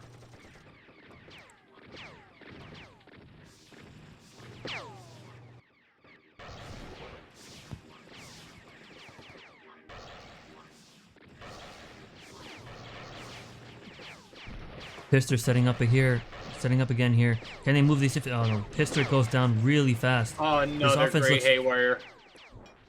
This offense looks very uncoordinated, very surprising, considering the Solve is there trying to lead the way.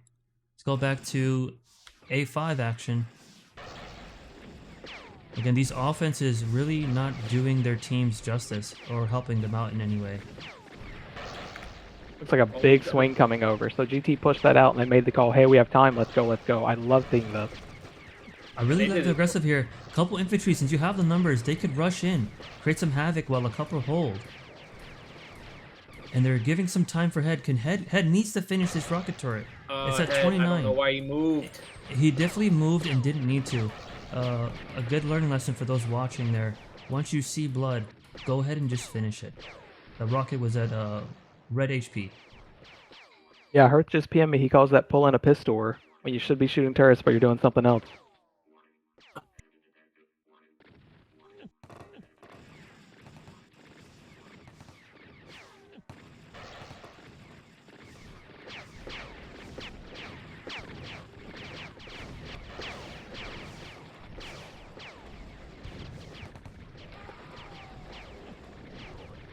And wondering what infantries are doing here. They need to get Bao out of the bottom there, give Head some time. Looks like there's a couple people swinging home as well. Yosh home, the SL's home. What is the SL doing home? And I'm assuming that he's there and has a TV back. And if not, not sure if they got cleared. Even if they got cleared, there's no excuse for him to be home. Yeah, I didn't quite catch that either. Not sure how he ended up at home. Could just be calm, saying everyone get home. And I think the Mountain is a skirmisher, not a common CTFer. Maybe he includes himself and everyone in that scenario.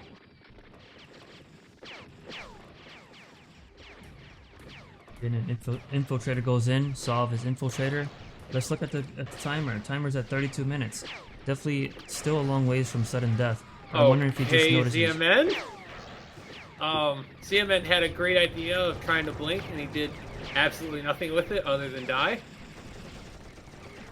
Yeah, I will say I like seeing Sov go info. I talked about this in the other games. When you're pushed into your base, the best class you can get in is an info.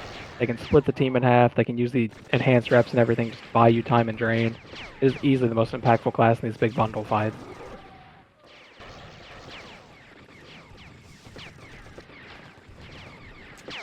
Right now, Sov is hunting Jaguar to slow down this offense. And they got him. I don't think the mountain was the SL last time. At least I don't recall, and it could be the inexperience there on why he's doing the things. Summoning home, going home, especially as an SL when you should be going to the offense. So now it's interesting. Sov is still info and he's at D6. So we don't know if this team has sensors and whatnot, if they're ready for this, if they have a different strategy aligned, or if he's going to switch back to a fighting class after a run or two. And I can guarantee that GT definitely has his enhanced sensors on, so you can determine where this infiltrator is. But maybe they just determined that this offense wasn't working well enough, and maybe they're going for a rush power offense of some sort. Yeah, it could be, and with that, Pistor has changed over to O Infantry, so they no longer have a heavy in the game. Do you think Sov's going to stay info after this, or is he going to switch to heavy? Maybe they're switching? I think either could be effective. I think Sov's heavy could be deadly the way this base has looked for most of the game. And Scarface right there with a pretty nice move and to try to get some damage on Sov. It kind of distracts the offense from them rushing in. The door gets closed.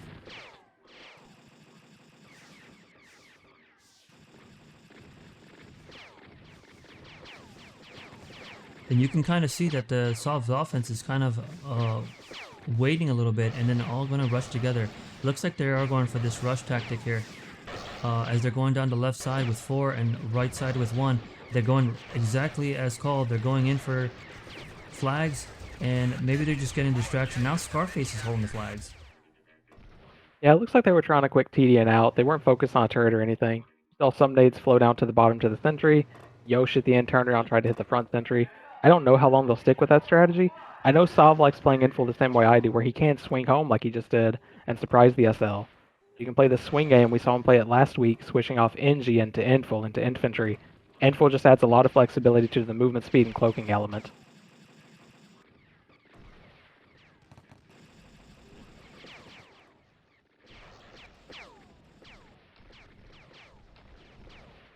Jaguar goes down, so we know there's no SL blink at A5 again.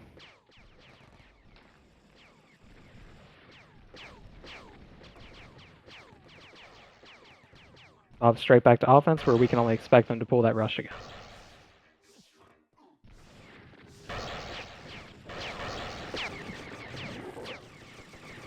Great Haywire just shuts the whole thing down instantly.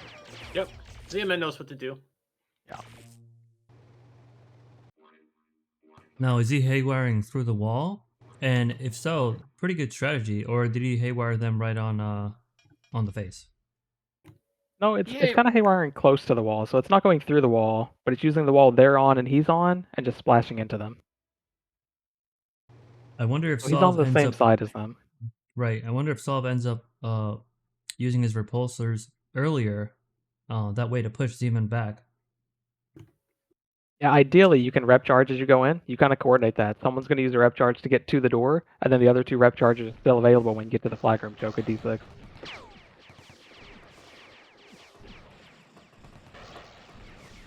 Now we're at 36 minutes, so the lingering thought of SDs coming into play. If nothing happens in the next 6 minutes, you got to expect both these teams to either pull a big 9-man swing or just set up for sudden death flag spawn.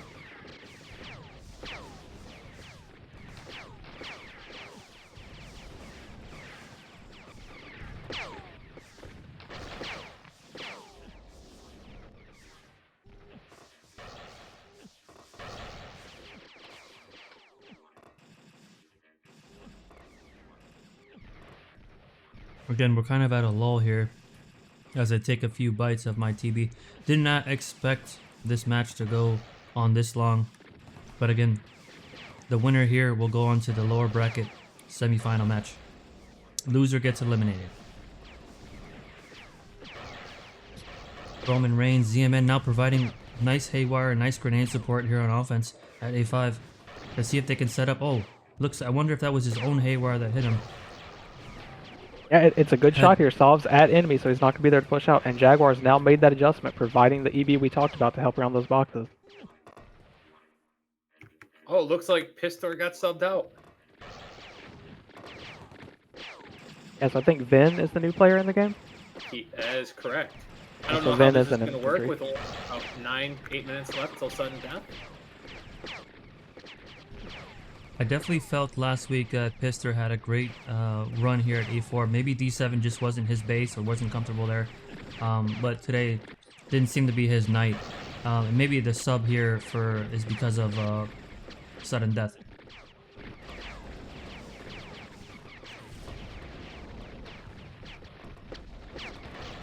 Right, as Joe has mentioned, Pistor is definitely a experienced PL player. Probably has played more USL lately as of anything, but I know for sure he's an ex-squad mate of mine. But maybe this just wasn't his day. Yeah, he got a lot of criticism last week attacking F4 for kind of the same things at Heavy. He's hesitant setting up, he's not moving to dodge the incoming RTs and whatnot. We saw a lot of the same tonight, and I think accordingly he's been subbed out at this point.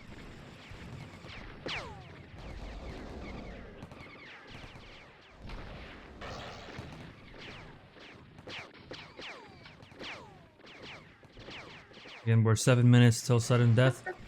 Things have kind of Okay. stalled a little Okay, bit. ZMN. ZMN is taking sudden death to the next level by already placing turrets on 2 of the 3 bridges. Now we see that rush offense again going through D6. Now Pistor's out in exchange for Vin. See if they're looking for TD, turret damage. They ate some tranks there, so they're not getting much of anything. AxelM a little low, but not much else.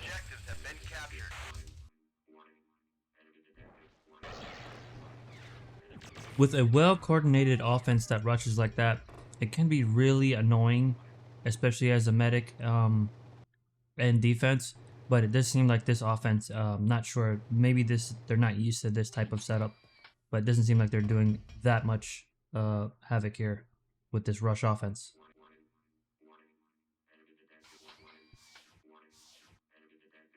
Yeah, the 2 support classes are playing it really well between ZMN and GT. You know, they're ready for Tranks and Haze and whatnot when they get to that choke, and it's just completely shutting them down so far. Looks like Another Soft run here, does they get the did get rip. prepped off the wall, yeah. Right. And that's what I was looking for there, to see if they can get ZMN off of trying to get those free haywires, as he's been destroying teams with those. It still seems like the coordination's not there, though, because we saw them go in. A couple imps went up, one imp went down. They're not targeting either of the side MGs. They're not flowing frags to the back. I'm not sure what they're trying to get into.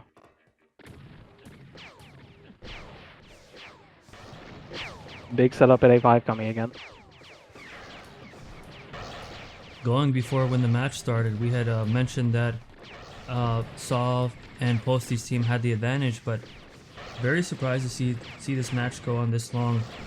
I think it's just the coordination of the support classes, and communication on GT and ZMN's team that are kind of really holding this down for them.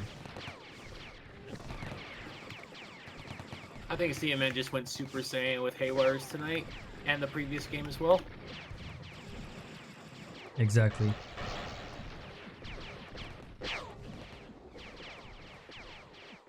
Now, if before the draft started, they would have told you his haywires would be this good, would you have made any comments of where he got picked in the draft league? He's still not second pick overall. Just baiting for ZMN slander when he's having the game of his life. That's messed up. I just love how when he announced it, we're all like, was that a typo?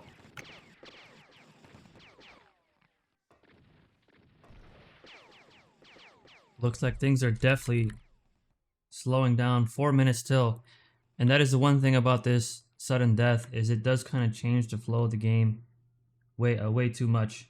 So we'll see what happens. Looks like the Great Chompy is now Infiltrator. They're already making preparations for sudden death. 2 infils are in. Yeah, with 2 infils in, you're pretty much giving up on the 5-man. And it does appear that somebody in Spectator had mentioned that somebody reprogrammed ZMN's street turret. And what is the range on the engineers building at different flags spawns? What is the range on how far your turrets can be? Yeah, we need one of our engineers from Spectator to enlighten us on that one. Yeah, I can only Exactly. tell you engineer from playing in X, like you can build inners and outers, but as for the actual range, no idea.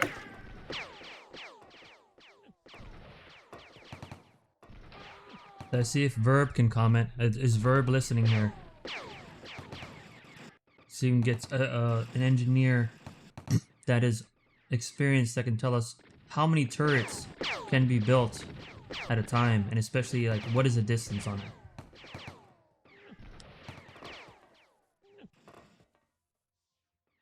Well, if Verb doesn't know, nobody knows. Nice spread, at least by Posty's team. They've got 3 flagging positions secured right now. 2 minutes away from SD. So now we're not even fighting at the base, we're just fighting over the streets. And this is another weird scenario, right? Because this is another elimination game. So far, I think in the ranked DL SD games, it's been 4-0 for the team that gets the flag with no abort. So huge advantage to whoever lands on this flag. This is now Infiltrator. It looks like Exodus, one of the developers. Density radius for turrets is 1500 pixels. Whatever that means, I'm sure it's not enough, as ZMN was definitely able to put rockets and MGs at different flag spawns. So we're within the 1 minute mark, coming very soon. It's the SD and likely an immediate victory time as they're spread out at all 5 spots.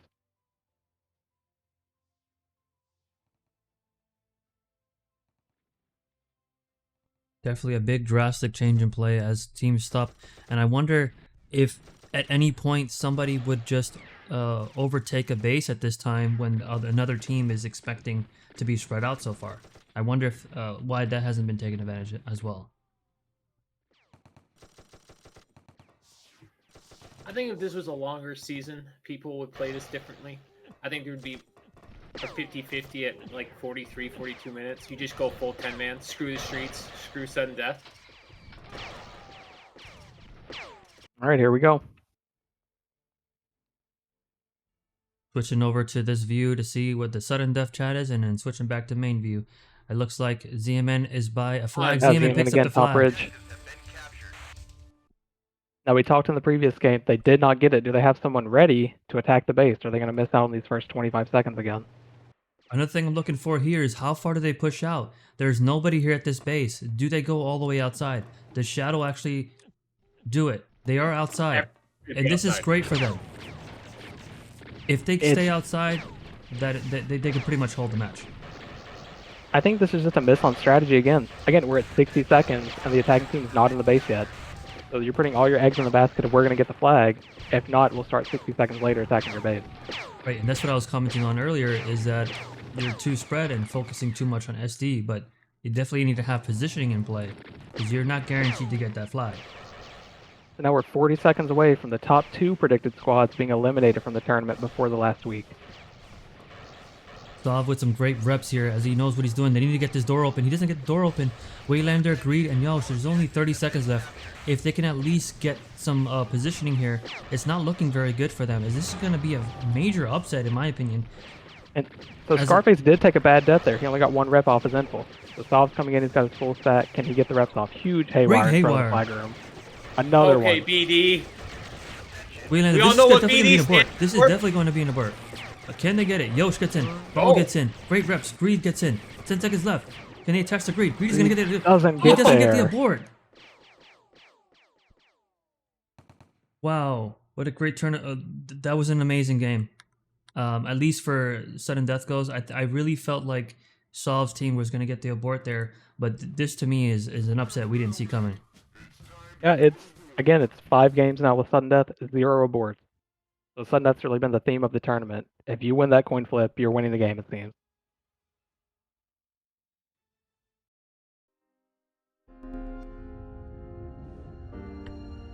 Let's see. The MVP is Scarface. Who do you guys feel the MVP? Again, I'm gonna say that the MVP for me is ZMN. But who do you guys think?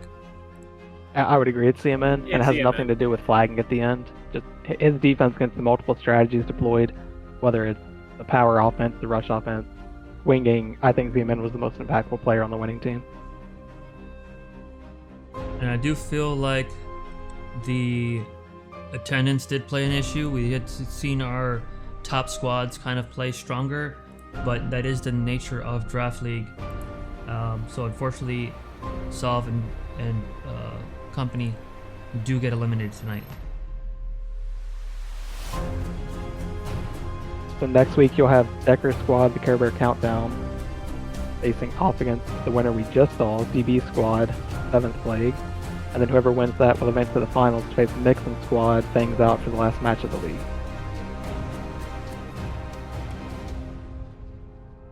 Again, I don't know if Kayla did a little something for ZMN before tonight's matches, but ZMN went Super Saiyan today with his Haywires.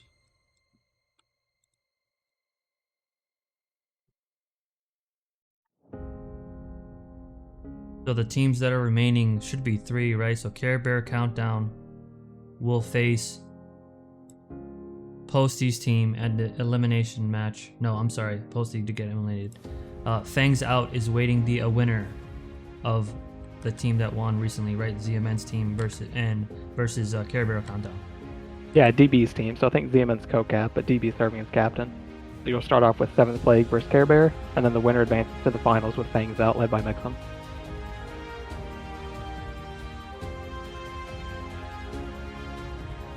A great point by Flo is that Exodus was able to get a website up, ctfdl.org, that has some stats, and I think that they're trying to do pub play and tournament play, but at least you can track the matches and who's had the most kills. So maybe we can get some post-game interviews going and some questions from people, but I think we can maybe try to get some post-game interviews on some of the winning players. Is there anybody that you want in mind that you would want to talk to right now, Angelus or Herth? If DB's around, he drafted that team. If he's around, he has comms. It'd be cool to hear from him his thoughts at this point. Because going into the tournament, the general consensus was they drafted the weakest team.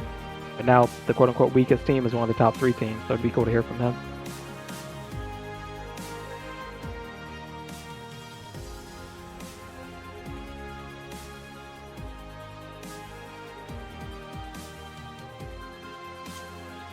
I don't see Dark Bomber around right now. But I know ZMN is here, but he might have his mic muted.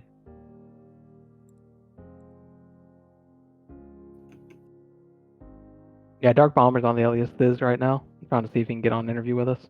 Well, he's in the channel, but Yep. he probably doesn't have the right role to talk. That is true. We do have that thing going on with permissions that we might not be able to solve here in this channel. I can get Kev to solve it. Or ZMN's fixing it for us. So in a moment we should be able to talk to him.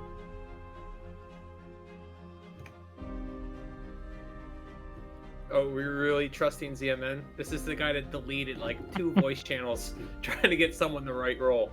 Hey, this should be MVP ZMN. 2nd overall pick, just eliminated the 1st overall pick in Solve. What do you guys need? You need someone to have permission to speak? Yeah, we'd like to talk to Dark Bomber. He's in Discord, just needs the speaking permission.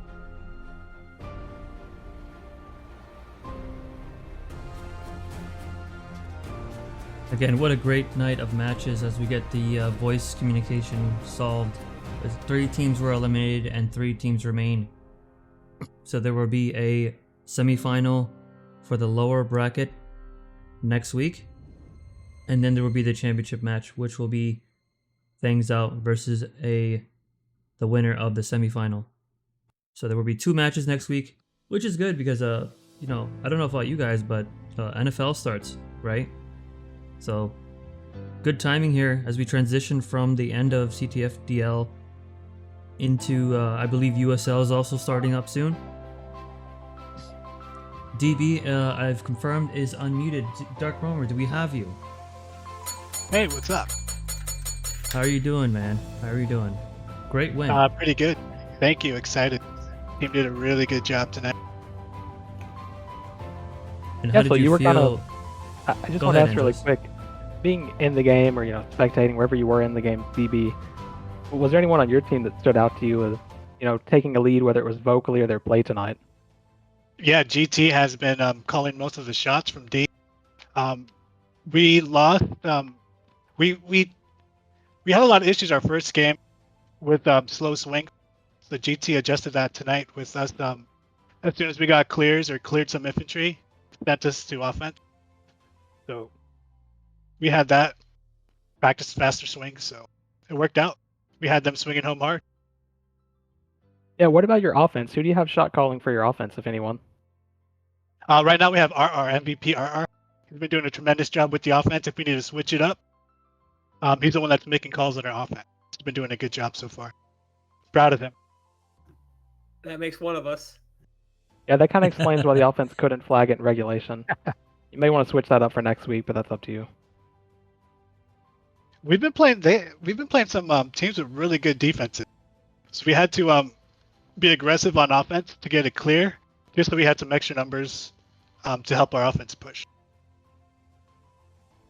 Yeah, you guys definitely had some effective pushes. Certainly had the better heavy in the game tonight playing offense, so shout out to Head for his play.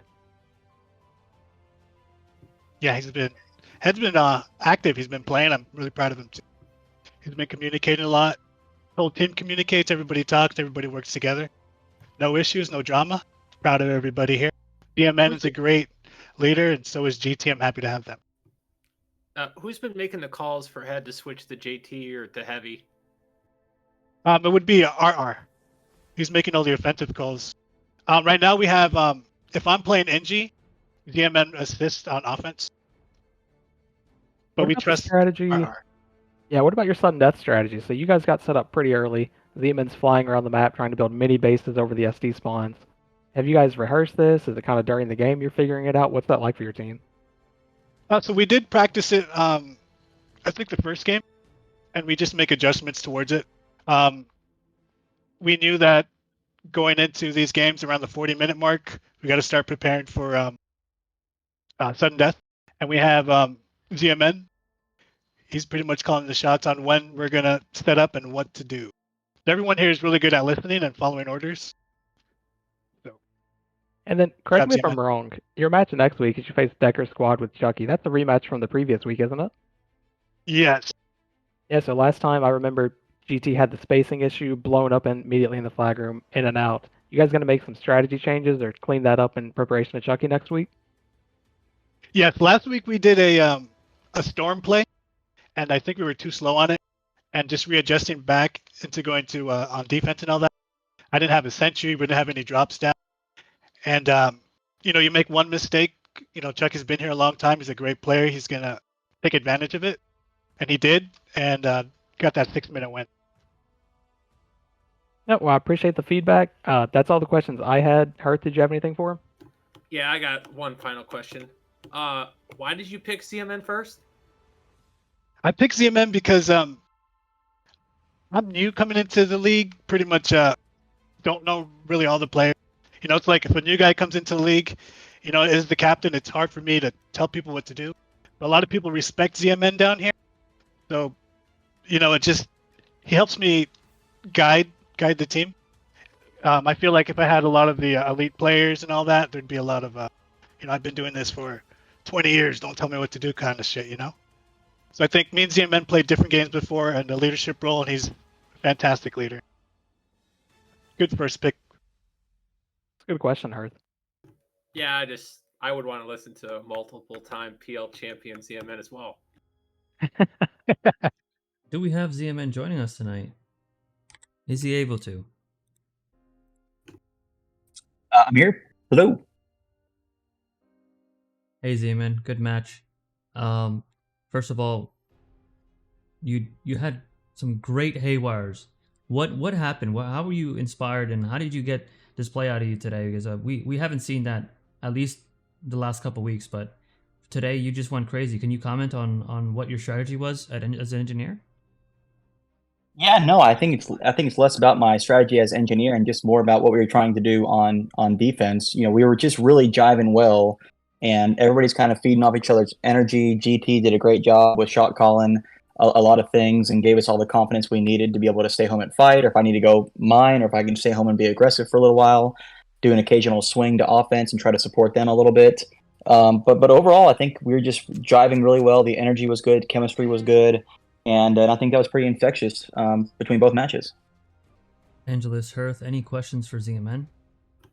ZMN, can you just admit that you just like throwing haywires? Because that's basically, you would do that and land great haywires, and then you would try to ensign somebody instead of doing the next best thing, like E-beam or throwing EMP grenades. Hey, I think as engineer, I think your ultimate goal is to be able to kind of float between, you know, should you energy drain, should you focus on DPS, should you strictly be there to provide support through repping, should you be a distractionary device? And I think as a hybrid engineer, not one of these Uber miners, but you know, you kind of got to float between all of the four of those roles. So yeah, sometimes it's, you know, heavy EB, sometimes it's more DPS, and yeah, but I think it was effective. Yeah, I had a quick question for ZMN. So next week, you guys advance. You're going to play in the lower bracket finals. Which day are you going to send me RR's login info so I can really get your offense going? Well, you're gonna play a Shock Tarts. I thought we agreed. Okay. And then Matt will help out with some spec info, I think. Yeah, that makes sense. Yeah, As long as we all mute him, he can spec info. It's fine. No, but I definitely want to give props to Matt, to our user, doing a great job with the offense. You know, really, Posty squad, their defense is some of the best defensive fighters in the game, and our offense was very patient. They did a good job calling when it was a good time to swing and when we were pressuring the boxes, and yeah, that worked out pretty well. It would have been nice not to have to rely on sudden death for the win, but you know, we certainly caused Posty's team to turtle more and swing home more than we did, so I consider that a success. ZMN, with your high draft pick, can you confirm, did you at all pressure Dark Bomber to select you early so that he could help you get this far into draft league? Well, I actually sent Dark Bomber like $50 saying, please don't pick me in the first round because I'm not good enough to go to the first round. But nonetheless, he took my money and still picked me first round. But no, you know, a little bit of an unorthodox pick, but I appreciate the kind words that DB said. But like always, I think we are a team full of people that doesn't mind being the underdog, and it's even more fun when the underdogs prevail. So tonight was a good night, and whether you got some you know, kind of overrated players picked number 2 overall for the draft like myself, or we got some steals later on in the draft who have been big contributors. Overall, it's worked out nice, and not to mention everybody gets along, everybody has a blast with each other, and we're looking forward to next week. So as a player now, switching over to if we can to the commissioner/administrator role, it's been a really fun draft league to watch for me as a player. So how do you feel so far, how things have been going? And I know sudden death has been controversial. And what can you comment on both of those two things?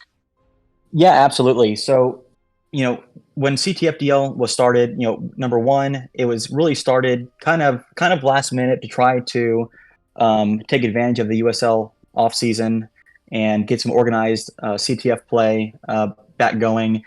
You know, overall, minus some warts that we have experienced, I think it's been a success so far.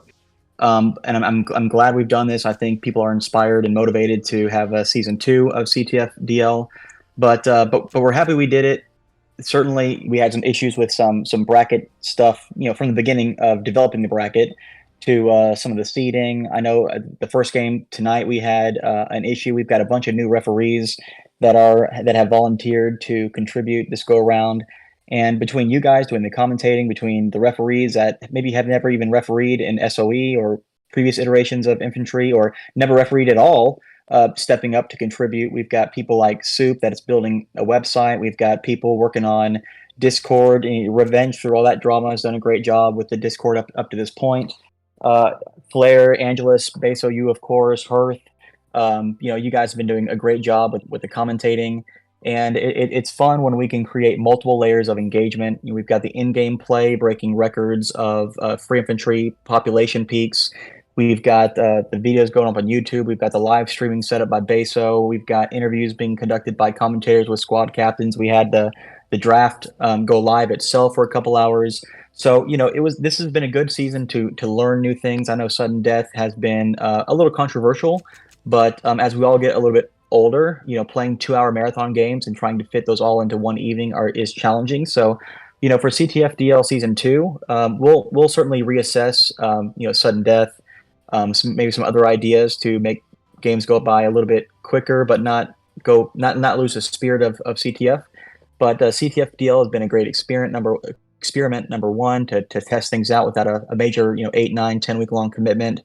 But lastly, I think I can speak for most people. It's been pretty enjoyable, flaws aside, and I'm looking forward to CTFDL season 2. Hey, Zeke, I just want to get back on something you said earlier in your monologue. You mentioned that you had a bunch of newer refs. Was one of those the reason for the delay in the first game? So I'm not exactly sure what the delay is yet. I haven't had a chance to look through my message logs just yet. So certainly looking forward to finding out exactly what happened, just so we can put some mechanisms in place to make sure that doesn't happen again. Considering all things, I'm glad it happened earlier in the match rather than later in the match, but certainly it shouldn't have happened to begin with. So we're going to find out what happened, and my very PC answers, we're going to implement some additional training to make sure that doesn't happen moving forward. And I certainly don't want to give any of our refs a hard time. They're volunteering, they're stepping up, they're learning on the go, and mistakes do happen. We certainly appreciate everybody's patience and cooperation with that as we get through some of those learning curves. But we'll get to the bottom of it. When we find out what happened, we'll certainly be transparent about it, let everybody know, and ensure that doesn't happen moving forward. Awesome. Thank you for all of that, ZMN, and for putting all this together. So let's see if we can get some last second questions. If you go to Arena OVD in the game, let's see if we can answer any of the questions before we end tonight's matches, and then we'll briefly talk about who's fighting next week for the 2 matches. So any questions? Roman Reigns wants to be on the mic. Denied. Yeah, we're not gonna do that one. Instantly denied, guys. I can't do anything about that. I'm sorry. But let's ask any questions. Anybody have anything to add for tonight? Right, Arena OVD. You can even ask them in Discord. I can check it out right now. Well, as you guys are waiting for any questions to come through, I'm going to echo what Verb is saying. Beso, Angelus, Herth, Flair, when he was here, just the quality of the commentating is great. Beso, your stream setup is incredibly professional, engaging, and this is CTF at another level. And I couldn't be more thankful and grateful for the effort you all are putting in, the time you all are putting in to do this. And between Beso kind of facilitating things and Angelus and Herth, bouncing in with their analysis and explanations of what's going on, not only is it entertaining for us veteran players, but it's educational for the newer players that are trying to get involved. So, absolute home runs, guys. I can't thank y'all enough. Appreciate all the kind words, man. Yeah, I would echo that. Definitely couldn't have done it without Ange. Beso's taking on most of the work with this. He's bringing together the production, he's running it. We're just talking about the game that we like to nerd out occasionally. That being said, I will not be available next week, so I will wish good luck to the participating squads. Big football fans, Sunday Night Football is going to take priority for me, but hopefully I'll have some good commentary to come back and listen to after the games next week. Yep, Angelus supports a shitty team in the Detroit Lions, so wish him the best of luck. Upcoming Super Bowl champions. Thanks, Earth. Let me lower the volume over here of this infantry game, and let's see how we can ask some questions here, or answer the questions rather. Mystic Gohan says, moving forward with the success the CTFDL has had bringing out numbers, can we expect another? And if so, do you have a time frame for when? That's a great question. What is the time frame looking like? Z, do we still have you? Can anybody confirm or on any of that? Yeah, sure. No, I'll answer that, and I'll be quick. So USL offseason, or USL season's 8 weeks long. CTFDL will take place in the next USL offseason. Between now and then, we're going to be working on making some changes to the maps, getting community feedback regarding what changes are going to be approved or modified or for next CTFDL. But in between now and then, certainly we're going to continue the active OBDs and mixes, and then additionally, we're looking at incorporating some smaller tournaments as well between now and then, related to dueling tournaments, possibly for cash buy-ins and cash payouts for depending upon how many people register. We're looking at a total infantry flagging tournament, a PC dodgeball tournament for a little bit more of a laid-back casual play. And but certainly we are hoping for an increased CTFDL season 2. I would love to have closer to the 140 mark for registrations and get 8 teams going. That's kind of the goal. But yeah, CTFDL will definitely be around again. Awesome. Roman Reigns did add a comment, maybe not a question, but the captains being the 6 best players. Any comments on that, guys? I think there's a difference between being a great player and being a great captain. So I don't think that's necessarily an equivalent exchange there. I think Matt's idea is dumb. Yeah, Matt usually has terrible ideas. I would second what Hertz is saying. And, we see that. We talked to Darkbomber a minute ago. This guy's not some admittedly prolific CTFDL player, but he's now taken an underdog squad into the final 3. So I think it's cool that other people are stepping up as they want to. I don't like trying to force people into it, because you may get the best strategic player, but ego comes into play, and it's like they're not good with new players and whatnot, whereas in this draft league, it's not supposed to be uber competitive. It's an opportunity for people to get playtime and whatnot. So I like allowing people to volunteer for it and show what they can do in the leader position. All right, so there is a request to show. I can't show any website right now due to me taking some time on the stream, but Flo did mention ctfbl.org, and there's going to be stats. So we'll see if we can maybe take a couple of the pictures and put them in a chat somewhere. Unfortunately, we won't be able to show that on stream, but correct that there's a website out there, ctfbl.org, that is going to have some stats for tonight, and it'll be interesting to see. Any other questions, guys, before we round it out? Oh yeah, we do have a Woj bomb. It turned out it was actually ZMN who timed the game that caused the restart. It was confirmed by Ace. Whoa. Well, CMN is a newer referee, so hopefully he enjoys that training regimen that he's about to go through. Yeah, he's still new to the community and everything. I'd go easy on him. Definitely some breaking news by essentially a Woj bomb. I mean, we didn't expect that after ZMN's long speech, but apparently he didn't want to take his own blame for that. Curious why he didn't do that. So we'll have to maybe have Gene Serator kind of comment on that next week. Well, it's always easier to just plant evidence as opposed to owning up to your mistakes. That's going in a terrible direction. Well, guys, this was great. Let's do it again sometime. Yeah.